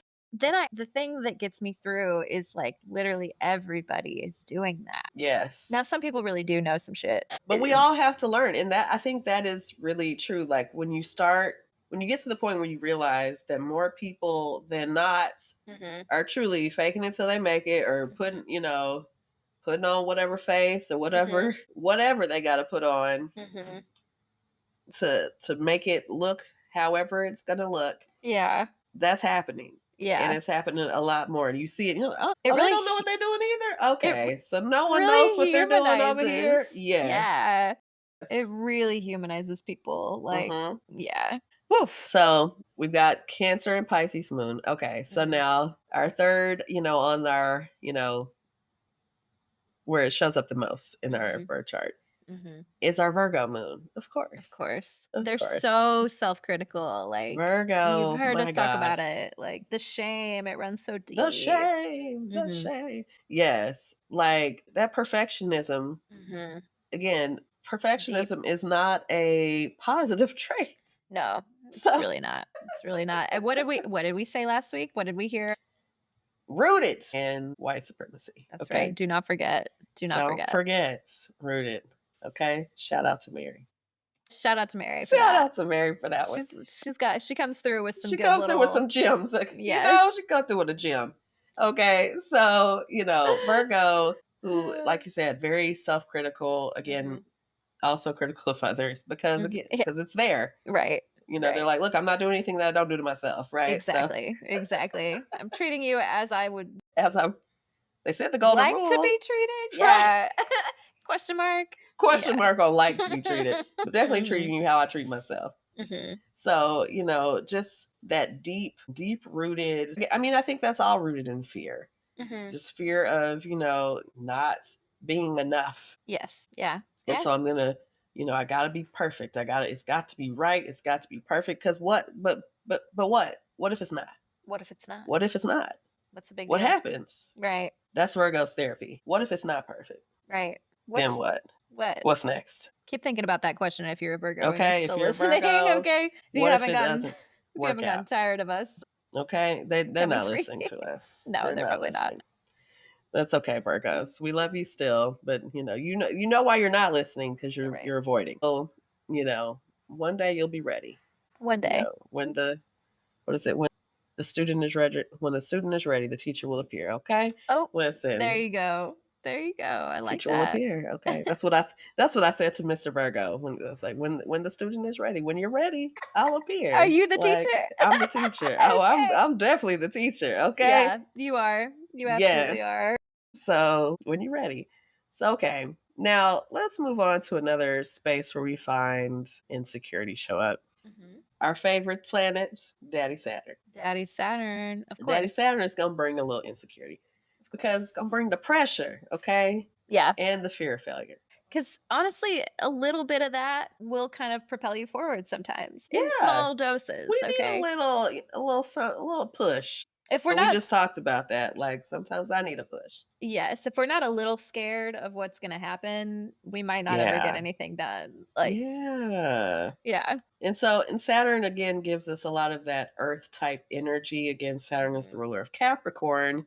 Capricorn and Virgo are real, heavy in that. Again, must be a certain way. It's got to be right. Capricorn is not known as much for the perfectionism, but there's still a high level of like achievement that is very important to Capricorn. Business bitch. So, okay. Look, we just talked about Blue Ivy. Yeah. Okay. High level of achievements. Like, absolutely. And then you got a Virgo mama. Like, it just, and a Capricorn grandmama. You just Right. can't, you got to do Right. it. If you're gonna do it, you're gonna do it. And Mhm. I'm sure that's what they tell you. If you're gonna do it, you're gonna have to do it. Right. Do it right. Okay. Like you're not ain't no half stepping. I'm sure they didn't say half ass. I don't know how they talk in their house, but Yeah, ain't who no knows? half stepping with this thing. You on a world stage, you're gonna have to hit it. Okay. That's right. That's right. So when you have that energy, there's the tendency to feel like you're not good enough or you're behind. Like I'm always trying to achieve because I can't be behind. I got to keep going forward. I got to keep progressing. I got to keep going up and climbing the ladder, right? That's Capricorn energy, very much for Always on climbing the that ladder. ladder, yes. Always on the ladder. There's always another ladder. You thought we got to the top, there's another All ladder. the way to the top. Yeah. All the way, stairway to heaven, I guess. I don't know where they're going. Where are you going next? Right. You've made it. When is it going to be good enough? When is it going to be enough? There's the deep level, right? Where is the enough point? Where is the okay, I'm satisfied, I'm content with what I've done. That's the insecurity, right? Like there's never a contentness, there's never a satisfaction because it's never but I didn't do this. Right. Yeah, I achieved all these things, but there's that one thing that I didn't do. And so that means nothing because I didn't accomplish this one thing. But then once you do that, there's something else waiting. There's always another thing. There's always another box to check. Yep.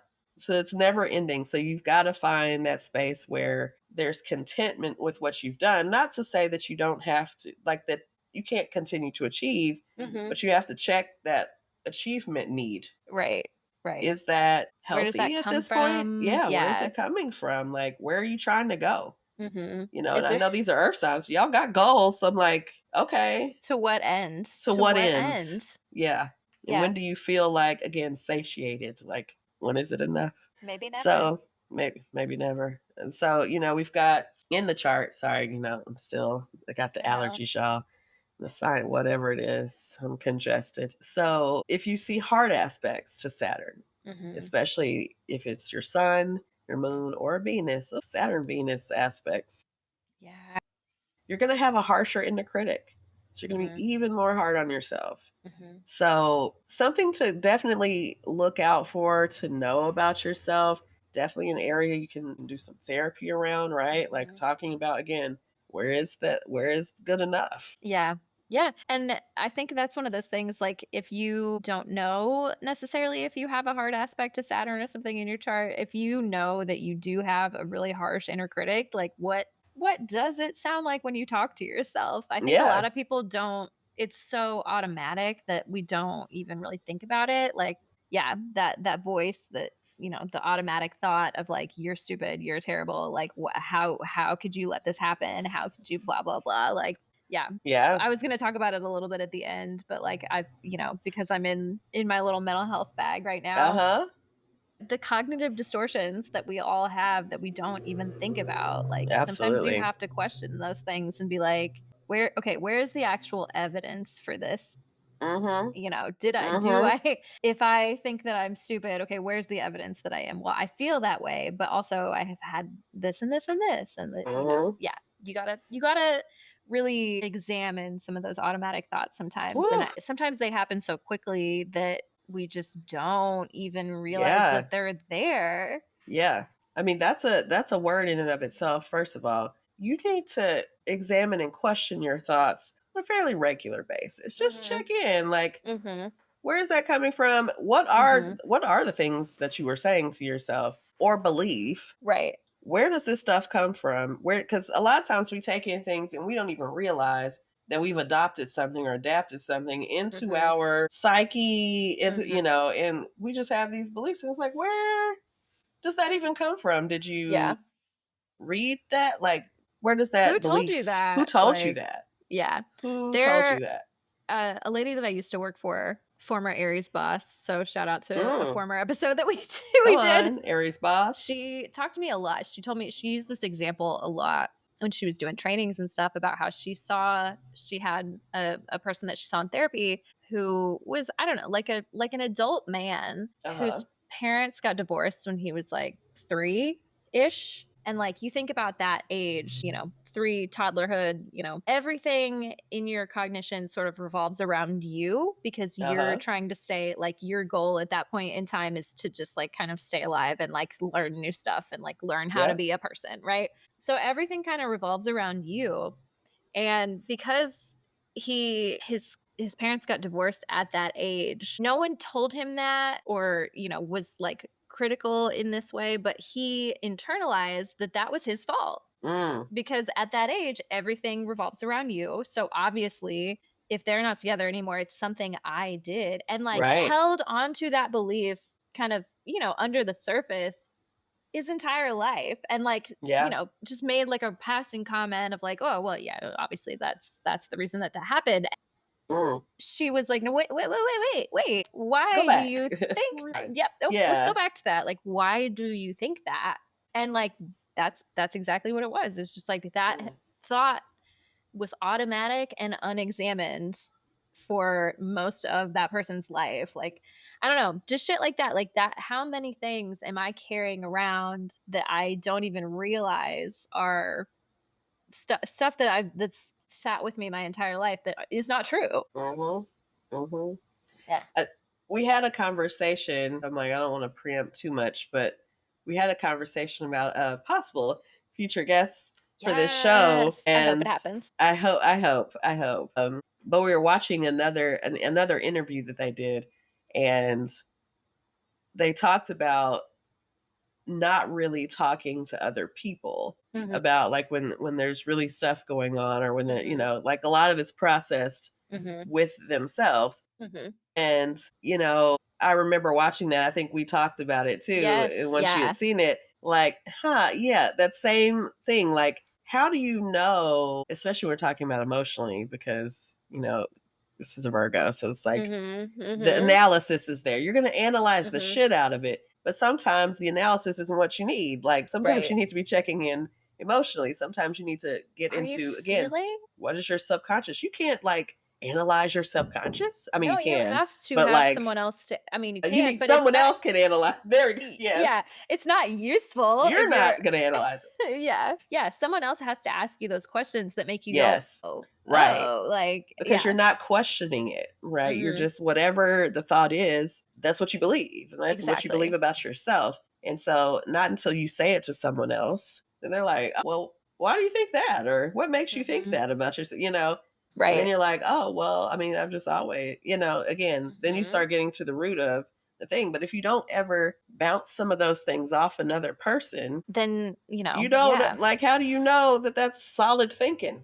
I know that we're like kind of getting off topic a little bit, but it's all still very relevant to the topic. But again, I know I was talking to you about how this is my first week seeing people for therapy, and it's like I'm trying to kind of get into that again. But I think the thing that I know now that I did not know after grad school immediately is that a good therapist, all they do is ask you the right questions at the right time and like make you come up with the answers on your own. Like literally a thing happened to me where I saw somebody, I asked somebody a question. I said, tell me about a time when things were good. Just tell me about a time when things were good. And they started talking about, well, they said a couple of positive things and then immediately it went right back into the bad. And I was like, whoa. Can we stop right here? Walk me through what just happened. Cause I asked you to tell me about something good and you did for a second, but then you immediately, and she was like, I didn't even realize that happened. Like it's like, you can't do that to yourself. Like you cannot ask those questions. Like your brain is geared towards the negative right now. So like, absolutely. You have to have somebody else. It doesn't, a lot of times, like I know people have stigmas about therapy, whatever. Sure. Sometimes a good friend can ask you the right questions too. Sure. It doesn't, if you're not ready for that, but just bounce those ideas off of somebody. And that's really one of the best parts about therapy is truly just that. It's not about having someone, like I think one of the things is people are so afraid of being psychoanalyzed. Yeah. And like diagnoses and all this kind of stuff. What is there to hide? Like, listen, it's fine. Like no one is here to judge you. Like we're here to help. But like my whole thing has always been like sometimes again we just need another person to say some of these things to and someone to say back to us, I wonder where that comes from, or why do you you think that about yourself? Because sometimes we have some really negative internalized thoughts, and somebody else just needs to hear it.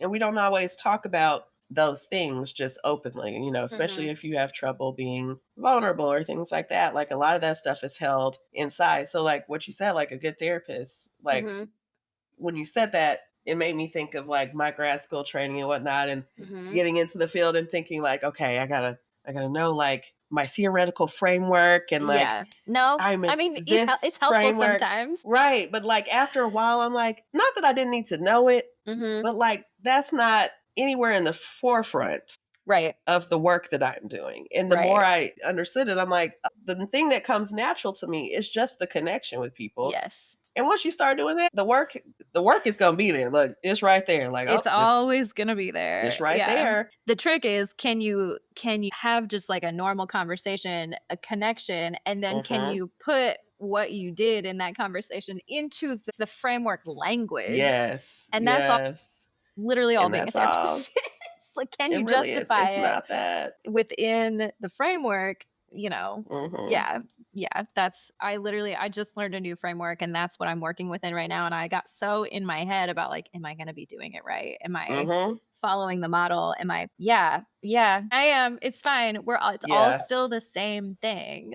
At the end of the day, the biggest part about it is the connection and the rapport. You can get through anything, because half the time I feel like I'm talking to people and I'm like, am I even doing it? But I'm like, but I am doing it, but it doesn't feel like I'm doing it because I'm not, again, touching, like saying the big words or whatever. But I also think that's what works for me in therapy, is like people feel like we're just talking. She's not like, in here like big therapist language and blah, blah, blah. Like, we're just talking because this is life. We're talking about life. Like we all living. Like we all got stuff. Yeah. So I'm like, look, I very much normalize, humanize all things. Like people just like, oh, that's just sis over here. Yeah, exactly. But you don't even know you're doing the work. You're doing the work. But you're doing it. And I'm just here to facilitate the vibe. That's facilitate the vibe. I'm setting the vibe. I am the vibe curator for you to do your own work. I'm going to ask the right questions so you can come to your own answers, because people, I love when people think therapists are here for advice. I'm like, not a lick of advice. I can't give it to you. I got nothing. You know yourself better than I know you. And I will not be I won't be held liable for the choices that you make. So I am not going to give you any advice. I surely will not. Not in my best interest, actually. You came to that on your own, and that's what we aim for, because authenticity and autonomy. Okay? Like, you're going to get that on your own. Any therapist that's doing it otherwise is not doing it correctly. If your therapist is out here giving you advice, you need to get another therapist. Yeah. It might be good advice, but they're not doing the work well. They just fire them as your therapist. Maybe they just need to be your friend. Right. But, because any therapist that's good is not telling you what to do. They're just like, no, I can't tell you what to do. You got to decide for yourself. Okay.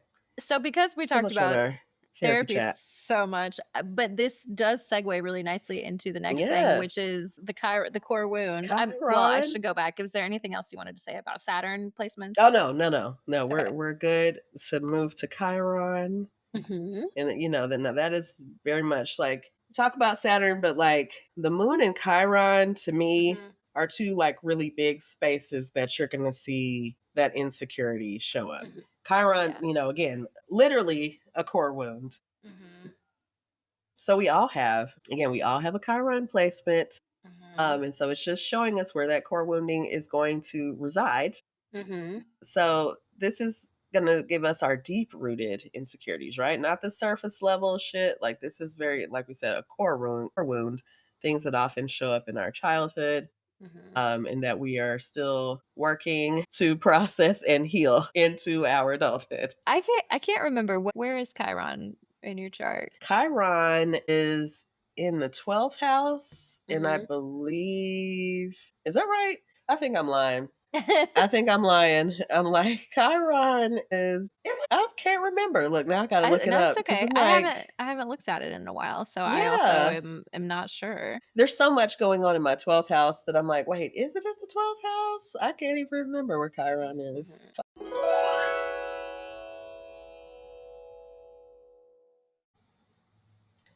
Okay, so I found my Chiron. Okay. Chiron is in the first house in Gemini. In Gemini. Very interesting, yeah. Huh. So I was looking at that for a second, and I'm sure I've gotten like other readings about that before. Yeah. I'm kind of thinking about, I know the first house deals with a lot of the self, the identity, but also that Gemini, Gemini is kind of like, again, our Mercurian energy of like our communication. So that's where I'm thinking like it's probably something in the how I communicate or have my feelings about my like how I communicate or how I am perceived, like even intellectually, maybe. Now that has been a thing before. I'm trying to think of how it's like core wounding. I'd have to really I'd have to really process on that for myself. But there have definitely been times in my life where I felt like I wasn't smart enough, or that I have to present into like, okay, here we go. Yeah. So, okay. Go on. Make the connection for me. Right. So for a while I have avoided like really leaning into the part of myself that likes to do like fashion and style kind of things, and like making that not just content wise, but just in like even professionally. Like a main thing that I do. It's always kind of been like a side thing or a side passion or things like that. There's like a piece of me, and I have considered this more recently, that I don't know, maybe it's a fear. It's a fear of not presenting as a smart girl. Like, so the other, like the mental health side is kind of like, that is where you feel like you can be an intellectual. Intellectual, right? Because, of course, I do this content now, and I'm like, bags and stuff like that. People, like the perception of someone who presents this kind of content or this, in whatever way, is like that you don't have a brain. Like you just care about like looks and aesthetics. Very and, like, narrow-minded view of that. But like there are people who would perceive it that way. Yeah, absolutely. Like it's like there's no other substance here. You're just giving me like literally surface kind of things, like aesthetic. And I'm like, okay, but I have to present a certain like level of intellectualism. But really, I would love to just talk about like, gossipy things and like, Yeah, you can contain multitudes and have both of those things. Yeah. Yes. And I think now I feel more comfortable in that space. Right. But as far as like, as I've developed over time, that's definitely been a struggle of not being perceived as being smart. Okay. I see that. I could, that makes a lot of sense. We got there. Look, make the connection. I'm trying to figure out what house it's in for me, but I know that my Chiron is in Leo. Which, there's I have a lot of stuff about being seen, like really, being seen in a public space. I also have like, my dad is a Leo. I feel like there's some father-daughter bloodline, like similar core wounds happening there. Like, I have a great relationship with my dad, but like I think there's some generational stuff that's passed down, I think, in that way that is part of the whole core wound. That's really, it's very interesting. Now, what house is your Chiron in? I'm not sure. And I'm trying to figure that out. Yeah, I don't, off the top of my head, I don't know. Okay. Hold on. Let me see. And a lot of the apps don't give you that. I'm like looking at all my apps where I pull your chart up since I'm already in the do. thing. Your Chiron is this your chart? Yep. Okay. Your Chiron is also in your first house in Leo. Okay. Yes. Yeah.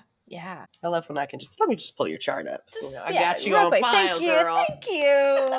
I'm honored. I love it when my friends have like all their important people they have the chart ready to go. Yeah. I got a very growing list in astro.com of people. There you go. On file, as you said. File, baby.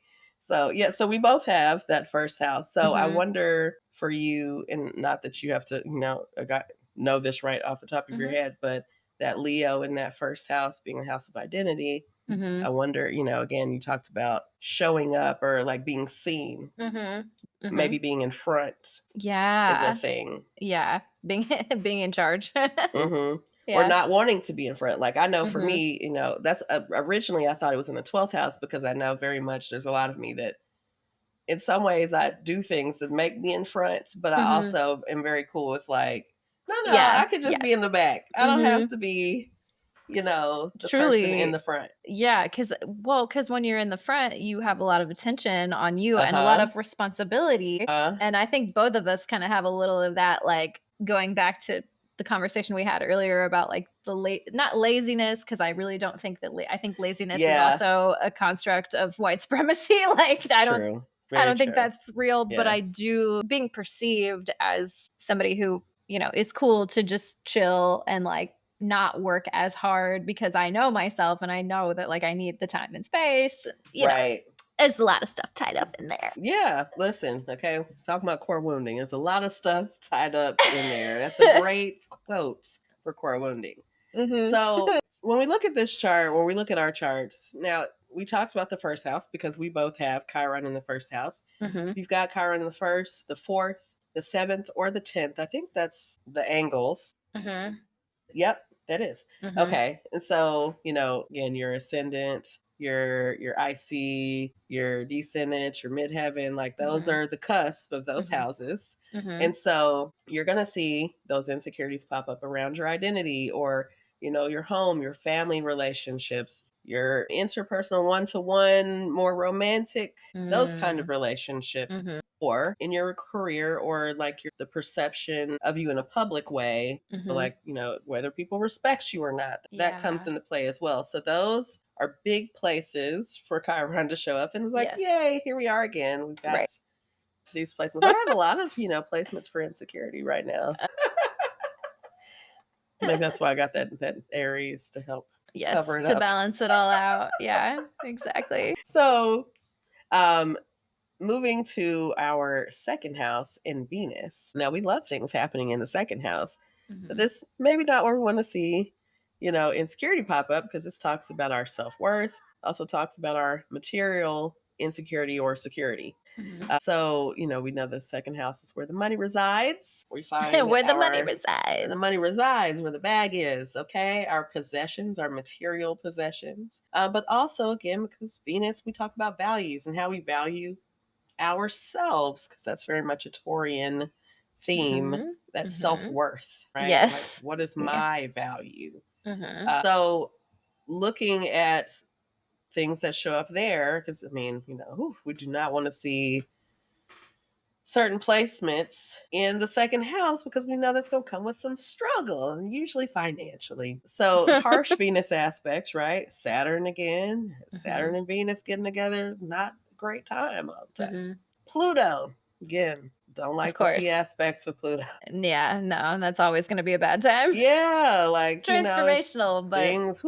It's going to transform you. It's going to be rough. And then we have Neptune. And, Neptune, again, brings a lot of illusions, disillusionment. The illusions. We talked about illusions. Illusions, delusions, disillusion. Thanks, Neptune. Illusions, okay? Neptune. Good times. It's very spiritual, but, it's just, again, in places, again, your second house, that's an earth house, right? Again, your material possessions. So when you have Neptune showing up in an earth placement, it's gonna bring this confusion to things that you want to be stable, right? And stability is part of the second house, part of Taurus, right?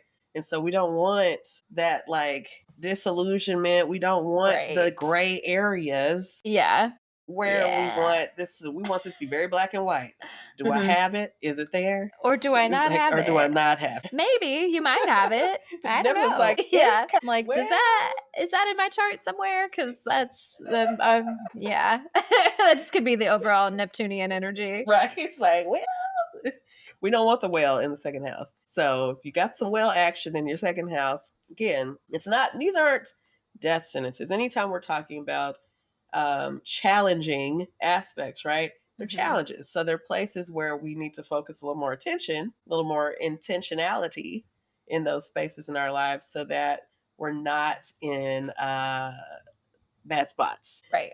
So watch out for those harsh aspects, right? Those can manifest as insecurity around love, around beauty, around our own self-worth, our own value. So, that very much affects how we show up in our relationships as well, right?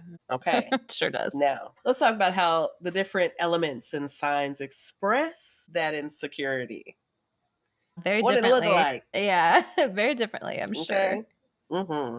So we're going to start with water signs, Of course. Our water babies. Cancer, Scorpio, and Pisces. We're deep feelers, so we're going to feel it very deeply. We've got a lot of fear of betrayal, people not, doing us right, being abandoned. And old Pisces being misunderstood. People just don't understand me. I feel so misunderstood.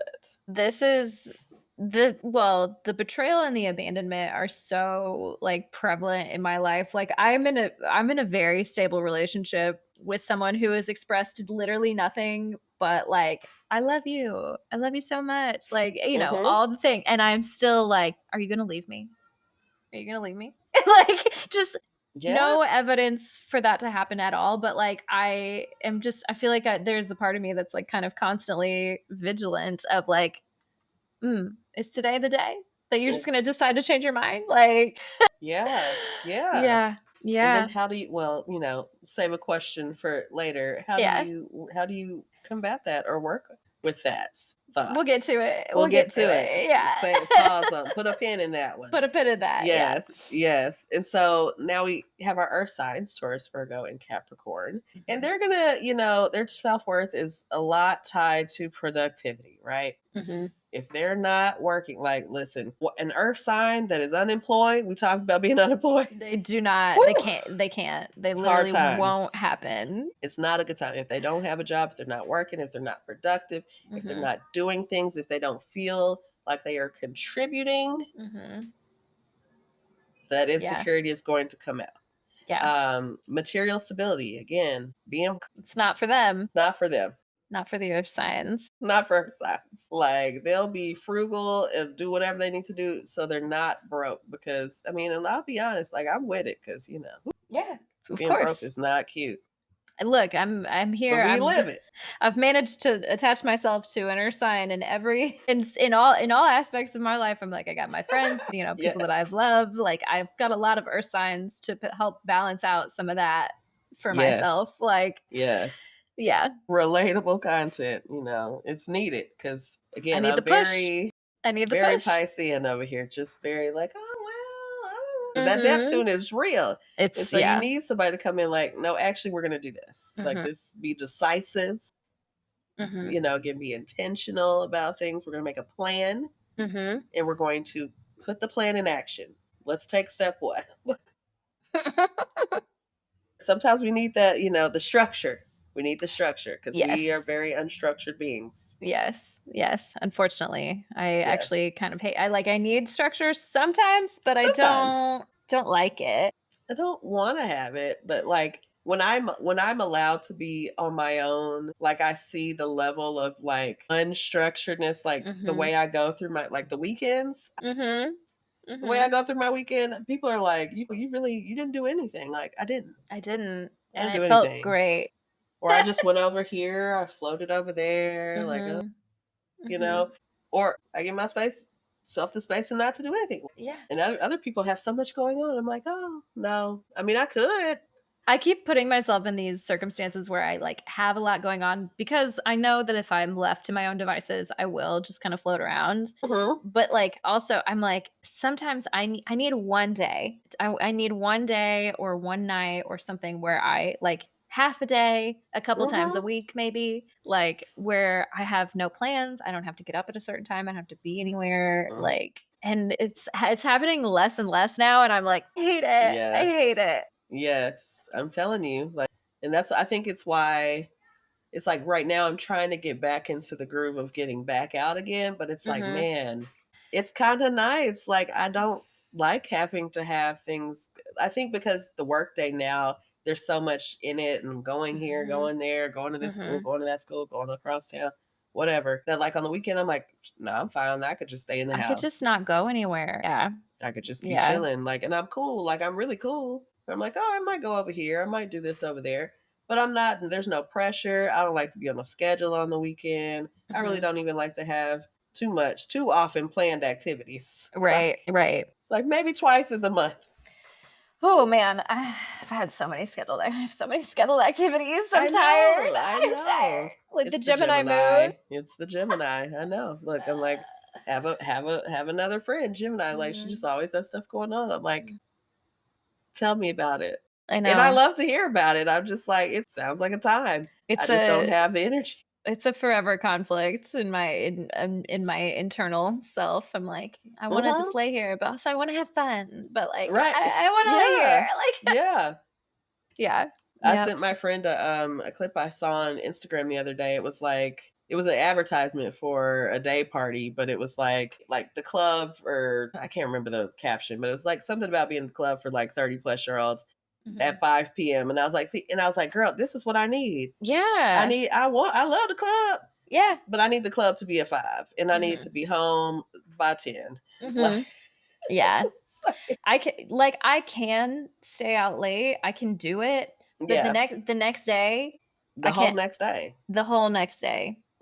Just gone. Just completely like, nope, I need this entire day to lay here and rot. Yeah. And it's like it's not worth it anymore for a lot of times. Like I have to pre-plan a full day of recovery. And if I don't have it, it's not happening. I'm telling you, I remember the days. I'm like, my age, comes out. I'm like, I remember when I was out until 5 a.m. I remember these times I was in the streets. I just, I can't do the streets like that anymore. Every once in a while. Yeah. But really not that often. It's a struggle. Too much out there. Too much going on in the streets. Anyways, okay. Speaking Air of the signs? streets, well, earth signs. Well, I think I missed, external success for earth signs. Like, again, like not having those achievements, right? That really is closely tied to how they feel about themselves. Yes. So that is, that's earth energy. Now, air energy, our Geminis, Libras, and Aquariuses, they may fear being seen as unintelligent, unlikable, or irrelevant. Now, when I read that, I was like, there it is. There's that thing again, that Gemini, but also I was thinking, when I read that, I was thinking, but you also have that Aquarius midheaven and that public persona again. So it's like both of those things, the Chiron and Gemini in the first house, and then that Aquarius midheaven, like that fear of being seen as unintelligent is coming together strong. Makes a lot of sense. Yeah. Yeah. I think to me, there's a little bit of like the Piscean nature is like, I want everybody to like me. I want to, be something to everybody. But I have hella Aquarius placements as well. Like, got the Venus and the Mars. Yeah. Like I'm worried if somebody doesn't like me, or if I'm, again, if I think somebody thinks I'm stupid, I'm like, I get really like a lot of feelings about that. Yeah. But then I know that like the way to prove that is not to just like talk about how smart I am, because that's not nobody that's smart needs to do that, right? Like, yes. But the energy is there to do stuff like that. Yeah. And I think, knowing where your knowledge base or knowledge bases are, because you can't know everything about everything, Virgo. Right. Exactly. It's like you just can't. And so it's okay for an area not to be your area of expertise. And like, just like, hey, I just don't know a whole lot about that. And being able to accept that for yourself. I think that's a thing that I have definitely worked on. And I see that like, oh yeah, like you just need to accept that you don't know everything. It's just not possible. Right. No, and you shouldn't know everything about everything. Yeah. Like there's always something more to learn. Like literally nobody is an expert. Like I don't even like using that word. Right. Because there's always something to learn. So yeah, I think, that very much tracks. I mean, I think that unlikable also with Libra, Libra, that social butterfly, like, everybody loves Libra, right? But what happens if everybody doesn't love you? Is it okay? Is it okay? That people, because, we always know we're not everybody's cup of tea. That's right. And that's okay. And you don't really want to be everybody. No. You don't want to be so neutral that everybody likes you. Like, what's that? What's that about? Okay, because that is where you land. Like, if everyone likes you, that means you're not standing on anything. Exactly. Like, you're not standing on a thing. Like you just waffling. You don't really want everybody to like you. Right. Yeah. Exactly. Right. Some people, So, okay, our last group are fire signs, Aries, Leo, and Sagittarius. Of course. Ask insecurity with bravado. I love that I'm just like, I said all of this and I'm like, oh, here it is. Here it is. Right in there. Masking that insecurity. So like that ego is going to kick in, overconfidence or overcompensating behavior. Fire is like, not me, not me. Not me. Oh no, you'll never see that. So, you know, our fire energies, you know, check that energy out. Where are you overcompensating? Just know it about yourself. Like, yeah, like I know where the ego kick in. I'm like, yeah, that's, you know, sometimes the ego jump out there, you know. I try to stay humble, but you know, it's hard. It's hard. Those Aries placements really do make it hard. They do. They do. It's a nice balance to a lot of other things in the chart to have a little fire to kind of keep you. You need a little something. But if I could see, like, if you were all fire, like that's a hard placement. Yeah. I'd be on baddies for real if I was all fire. I'd be on baddies. There you go. Because that's how you end up with, baddies, the Bad Girls Club, etc. Oh, child. Aries, Scorpio. Who else would be on baddies? I could see some Geminis on baddies. Yeah, surely there's some Geminis on there for sure. Mouth. Mouth, running that mouth. Yeah. Now, hopefully you got that action to back up the mouth. That's the thing. Like, if you ain't got hands, like, gotta watch the mouth. Look, we just talked about that earlier today. You can't just say the wrong thing to anybody. You can't just be playing with just anybody. Because you'll fuck you're around ready and find out. Okay? And she did. There's some kids I was working with. Sometimes you learn the lessons the hard way. The very hard way. Ooh, poor baby. So those are our sign energies and, you know, how they present. Our last little part here, we're going to talk about, you know, our surface level versus our deeply rooted insecurity. So we talked about earlier, you know, some of our bodies kind of give us that deeply rooted piece, like Chiron, the moon, and some things are a little more surface level. So, you know, in case people aren't familiar with what would be surface level versus deeply rooted, you know, if you've got some minor doubts about yourself, you know, situationally triggered, right? Like, oh, this happened, right? We talk about starting a new job. I don't know all the things yet. Right. Yeah, that's pretty surface level. That you'll probably work through it though. Right. Yeah, that's a normal time to feel. If you're new, it's anything new. Like, yeah, you're unfamiliar. Of course, you're unfamiliar. Or, you know, if you're feeling awkward at a party, you know, again, an unfamiliar situation, all of that kind of stuff. That's fairly surface level insecurity. Now, our deeply rooted insecurity is more like our chronic feelings tied to, again, like those early life, childhood experiences, or our identity, or, you know, who we are, how we present, how we're perceived. So that's our Saturn and our Chiron influence pretty heavily. So some of the things to note here, again, any hard aspects, right? Hard aspects are going to show us challenges. So this are hard aspects to our ascendant, again, which is our cusp of the first house, our identity, how what we look like, our appearance, how our we're personality, perceived. how we're perceived. So those harsh aspects of the ascendant are going to give us some signs like, pay attention here. Thinking about issues, again, at the fourth house cusp, which is the IC. So that's going to, again, insecurity tied to your family, your childhood, your upbringing, those early childhood experiences, your mother, or things, relationship with your mother, again, because that's that fourth house talks about the mother, the moon, mother. And then we have south node placements, right? We don't talk a lot about our south node. We talk more about the north node because they talk about destiny, right? But on the other end of that, we've got those karmic insecurities, those things that are coming through energetically through time, right? How we came into this life and the things we're still holding on to. Yeah. So some deep-rooted shit. Deep-rooted, right? Especially, right. Karmic things, very deeply rooted, right? Through lifetimes. Yeah.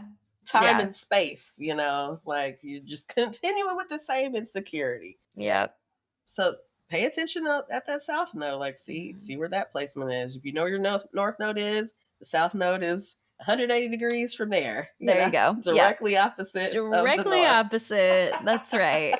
It's not too hard to figure out. Not too hard. But in case you don't know how to find it, because you don't often get that icon. If you're like doing your Yes. wheel, you'll get the Yeah. north node, but they don't often give you the south node. Some of the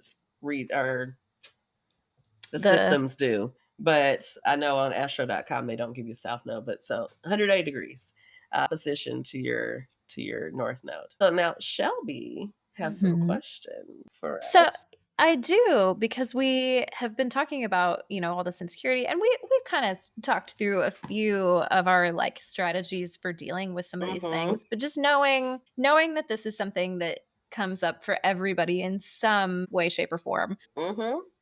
How do you deal with it? Like, what's your best strategy for dealing with insecurity when it comes up for you? What is my best? So I'll be honest. My top strategy is usually my Aries placements that kicking compensation, in, that overcompensate. Yeah. I'm like, oh yeah, I'm like, fuck that shit. You got this, yeah. I got that shit. Like, I mean, I think I think I hype myself up, right? Like I try to, I see that space and I try to encourage myself, affirm myself. Like I say, like I overcompensate, but I do go through that affirmation and that encouragement and like, okay, checking in. Okay, well, why do I feel like that? Positive messages, right? Like the self-talk is really big for me. Like, because it's like, I know I can, or I know whatever it is. Like, I know I can, again, the ego, I know I can get I know I can do it. I can do it. Yeah. I just need to tell myself the things I need to hear. So I go do it. Yes. Yeah.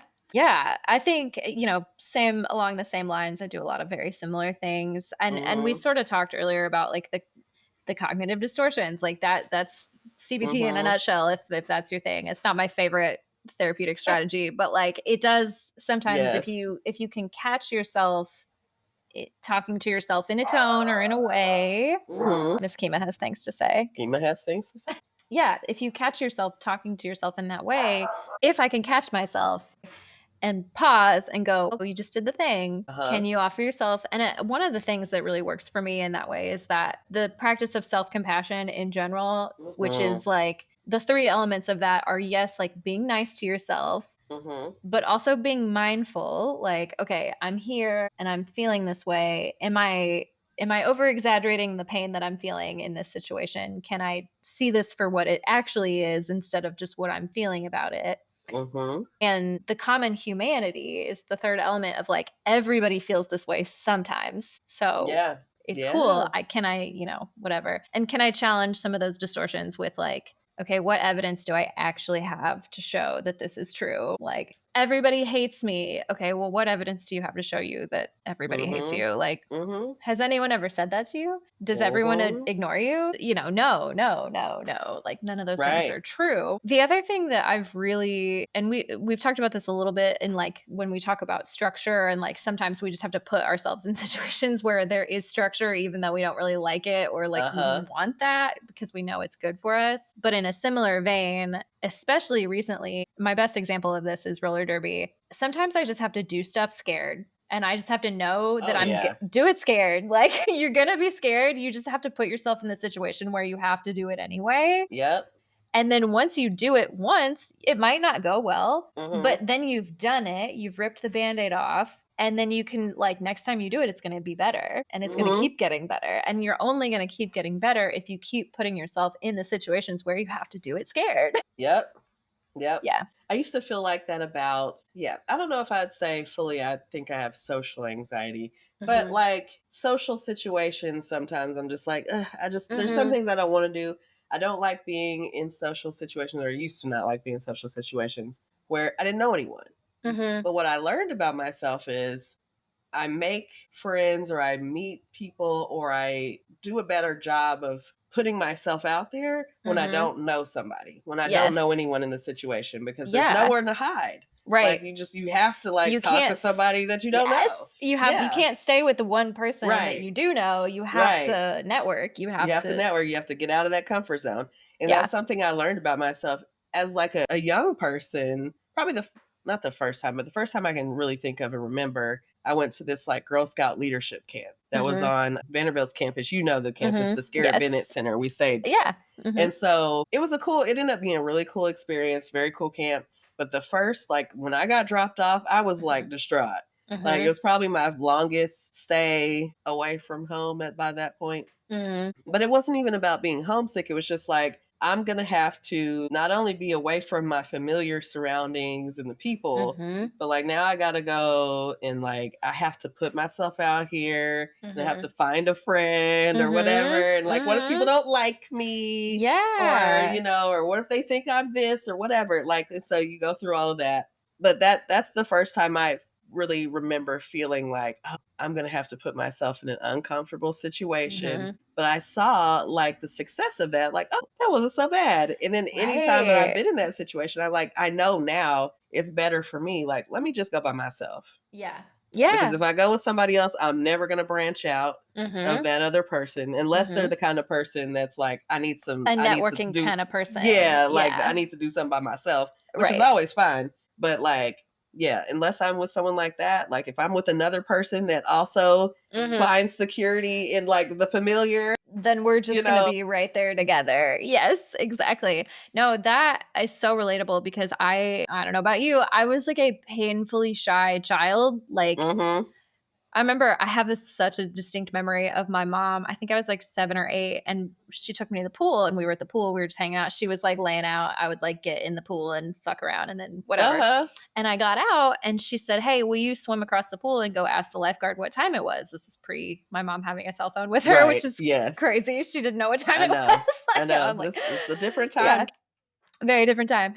She was like, can you go over there and ask the lifeguard what time it was? And I was like, I don't know him. Like, it was like, you know, I was like a kid and this is like a teenager, I'm sure, who was just would have told me what time it was. But I was like, I can't just go talk to him. She was like, what are you talking about? Just go do it. And I was so scared to just approach a stranger in a perfectly safe environment to ask what fucking time it was. And like, I think about that now because now I think I'm actually an extrovert. I do think, you know, I like being around people and I like learning about people and it does kind of drain me to some degree. So I like recharge by myself typically, but I like interacting with people.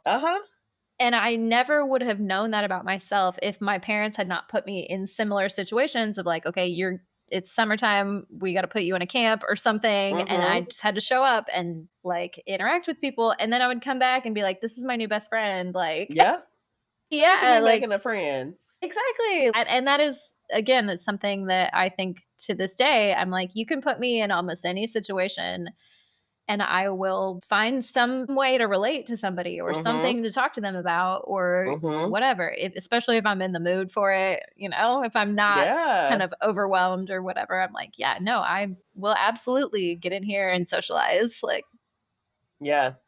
And you don't learn how to do that without just doing it scared sometimes. Uncomfortable stuff. I mean, I think I told you about a situation earlier this week that was uncomfortable to say the least of a subject, you know, well, I mean, I can talk about it, but we're in this meeting of different professionals coming together. And the activity was talking about these different areas of intersectionality. And we talked about, you know, what areas challenge us, right? So we had to go around to these different areas of the room, like, and we picked whatever areas are challenged. So me and just one other person, our area was sexuality. And so we had a similar story though. She, you know, said she is a lesbian at this point. And, you know, and I talked about being bisexual and just a little bit of it. I mean, there's so much to get into in that space of like the different challenges and perceptions again from others or you know perceptions, you know, there's a lot to work through there, right, you know, I mean, so there was a lot to learn, but like just putting myself like, okay, we're just gonna say it, we're just gonna say this out loud in front of a bunch of other professionals and try not to say too much because again, in a front of a bunch of other professionals that most of which I don't know. So don't want to get too deep into my sexuality. Right. That's a complicated balance. Right. If you want to show up authentically, but you also am like, like how much to say, like, you know, because I could really get into some things, but I don't think that's, you know, especially work conversation with people I don't know in the room. Yes. Like just exactly. Weird. But like, I was like, okay, part of the reason for me sharing, because, you know, I'm not big on sharing out anyway, but it was just the two of us, and she had already shared. And, you know, the facilitator is like, you know, who I knew was like, do you want to share, Christine? And I was like, not really, but let me go ahead. Cause I don't, you know, solidarity, like I'm not leaving her out here by herself. Talk about her new sexuality. You know? Yeah. No, that good on you. Cause we talked about that a little bit and I was like, look, that is not, I don't even tell my doctors. Like, right. I'm like, oh, okay, we're about to talk about being bisexual. Okay. Yeah. Well, what to say? Like, I was just like, it's such an interesting space because, and then you're like, how much to get into? That's the thing. It's like, how much to say? And then like, all right, that's enough. Cause this isn't, you know, like some people talked about gender and about struggles being a woman. I think, you know, it was mostly women in the room. So again, we relatable struggle, all understand that and feel that, you know, historical thing. But like getting into, again, the things that are personal and kind of private, like in a work setting is just it's kind of like, complicated. ooh, how much to say? And like, you know, I think I started dissociating a little bit, you know, like you just feel this like hazy feeling like I'm talking and I'm saying these things, but I don't even really feel like I'm really right now. I'm like watching myself say the things and not like really feeling. Starting to leave your body, Christine. Happens all the time, but you know, I quickly came back. But you know, just again, insecurity, like not a space that not that I'm insecure about my sexuality, but I'm certainly, again, in certain spaces, not the most secure about talking about it and how much and what to say. Yeah. It's hard to get into that space and then not. I always am like, am I oversharing? I think I'm oversharing. Right. Like, yeah. Like, is that too much? I don't know. But then, like, you know, you see people that are truly oversharing. Yeah. You're like, oh, okay, that wasn't too bad. I'm like, okay, all right. Well, I didn't need to know that about you. Yeah. It's such an interesting space. But yeah, a recent experience of feeling a little insecure, a little unsure, like just a little unsure about how this is gonna go. Yeah. No, that's relatable. And it, again, you know, coming back to like sometimes you just got to pull the Band-Aid off and do it and you know, see what the worst thing that can happen is. And most of the time it's not that bad. Like, you know, you live through it. I'm like, okay, I'm still alive. This is not gonna kill me. It's not. That's definitely a thing. Like sometimes a thing I tell myself, like, this is actually not gonna kill you, because you know, anxiety will do that. Will make you feel like this thing is so big and like I could die. Like Literally. It's not a rational thought, but you know, like you're like, but your body's only response to fear is like, just so you know, this could kill you. Right. Like that is your body's challenge response. Again, like you say, challenge those thoughts. Like this is actually not going to kill me. Like, you know, I might feel a little anxious or whatever in whatever the event is or whatever you're doing, but like telling yourself, nope, you're not going to die. It's not going to kill you. And that to me is like one of the most like powerful and beautiful things about being fucking human is that like our bodies experience these feelings that want us to react to certain things. Yeah. And we have a brain with the capacity, most of us, not all of us have the capacity, I will say. Okay. It does take some practice, right? But for the most part, we have a brain with the capacity to say, no, you're safe. You are actually okay. We can override some of those instincts, which is like kind of crazy. Like you think about, you know, an animal when they feel any kind of fear, they're going to react to it immediately. And we have the power to choose not to. Come on, speak on it. Thank you. Yeah.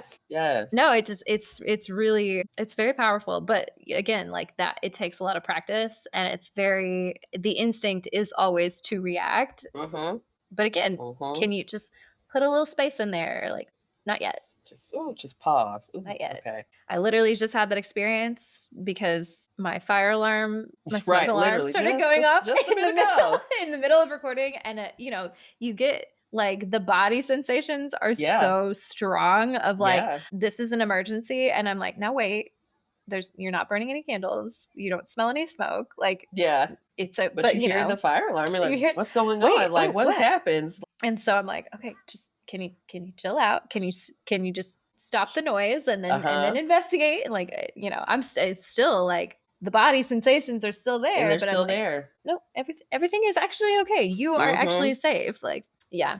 Look, that gets us into the whole regulation talk about I know, like how you know how that stress lingers in your body, though, even though now you know that you're safe, that how that stress stays, and like, okay, now what are you what are you gonna do? What are you to gonna do? release that stress? I know. Shelby? I gotta, because you gotta complete the cycle, right? You gotta complete the stress response cycle. Got to get it out. So as soon as we get off this call, I gotta go for a run or some shit. Yeah, I don't know. I gotta move. get. Yeah. Yep. Look. Yeah. I love it when it comes full circle. Full circle. Yes. Yeah. Girl. So yeah, y'all, that's our chat on insecurity. You know, tell us all of yours. No. Right. Tell us all your deepest insecurities. Your deepest insecurities. That is the most Piscean fucking thing I've ever heard. Like, truly is. Do you want to get to know me? Tell me all your deepest fears. Mm-hmm. Tell me all your deepest fears. That's how what we are love you to scared connect. Of? Yeah. That really, I am really proud of this episode. This was like a really good conversation. I feel like we got into some deep shit. I mean, we always kind of get into some deep shit. We love to take it there. Deep waters. Very deep waters. This specifically, this conversation specifically feels like, you know, very timely for a lot of people, including myself. Absolutely. Like, you know, relatable for all, because again, we all have something that we are working with and through. So yeah, check in with yourself, peeps. Like, you know, see where those spots are that you just love on yourself a little more. That self-compassion, you know, I loved that when you talked about just that practice of self-compassion, because that really is a huge piece. And I was like, come on, that's the work. That's the work. That's the work. That's the work. Okay. Yes. I'm a big fan. In my last job, I created some content around, I created a presentation for a lot of our teachers about self-compassion based on the work of Kristen Neff, who is a researcher in self-compassion. Big fan of her. Yes.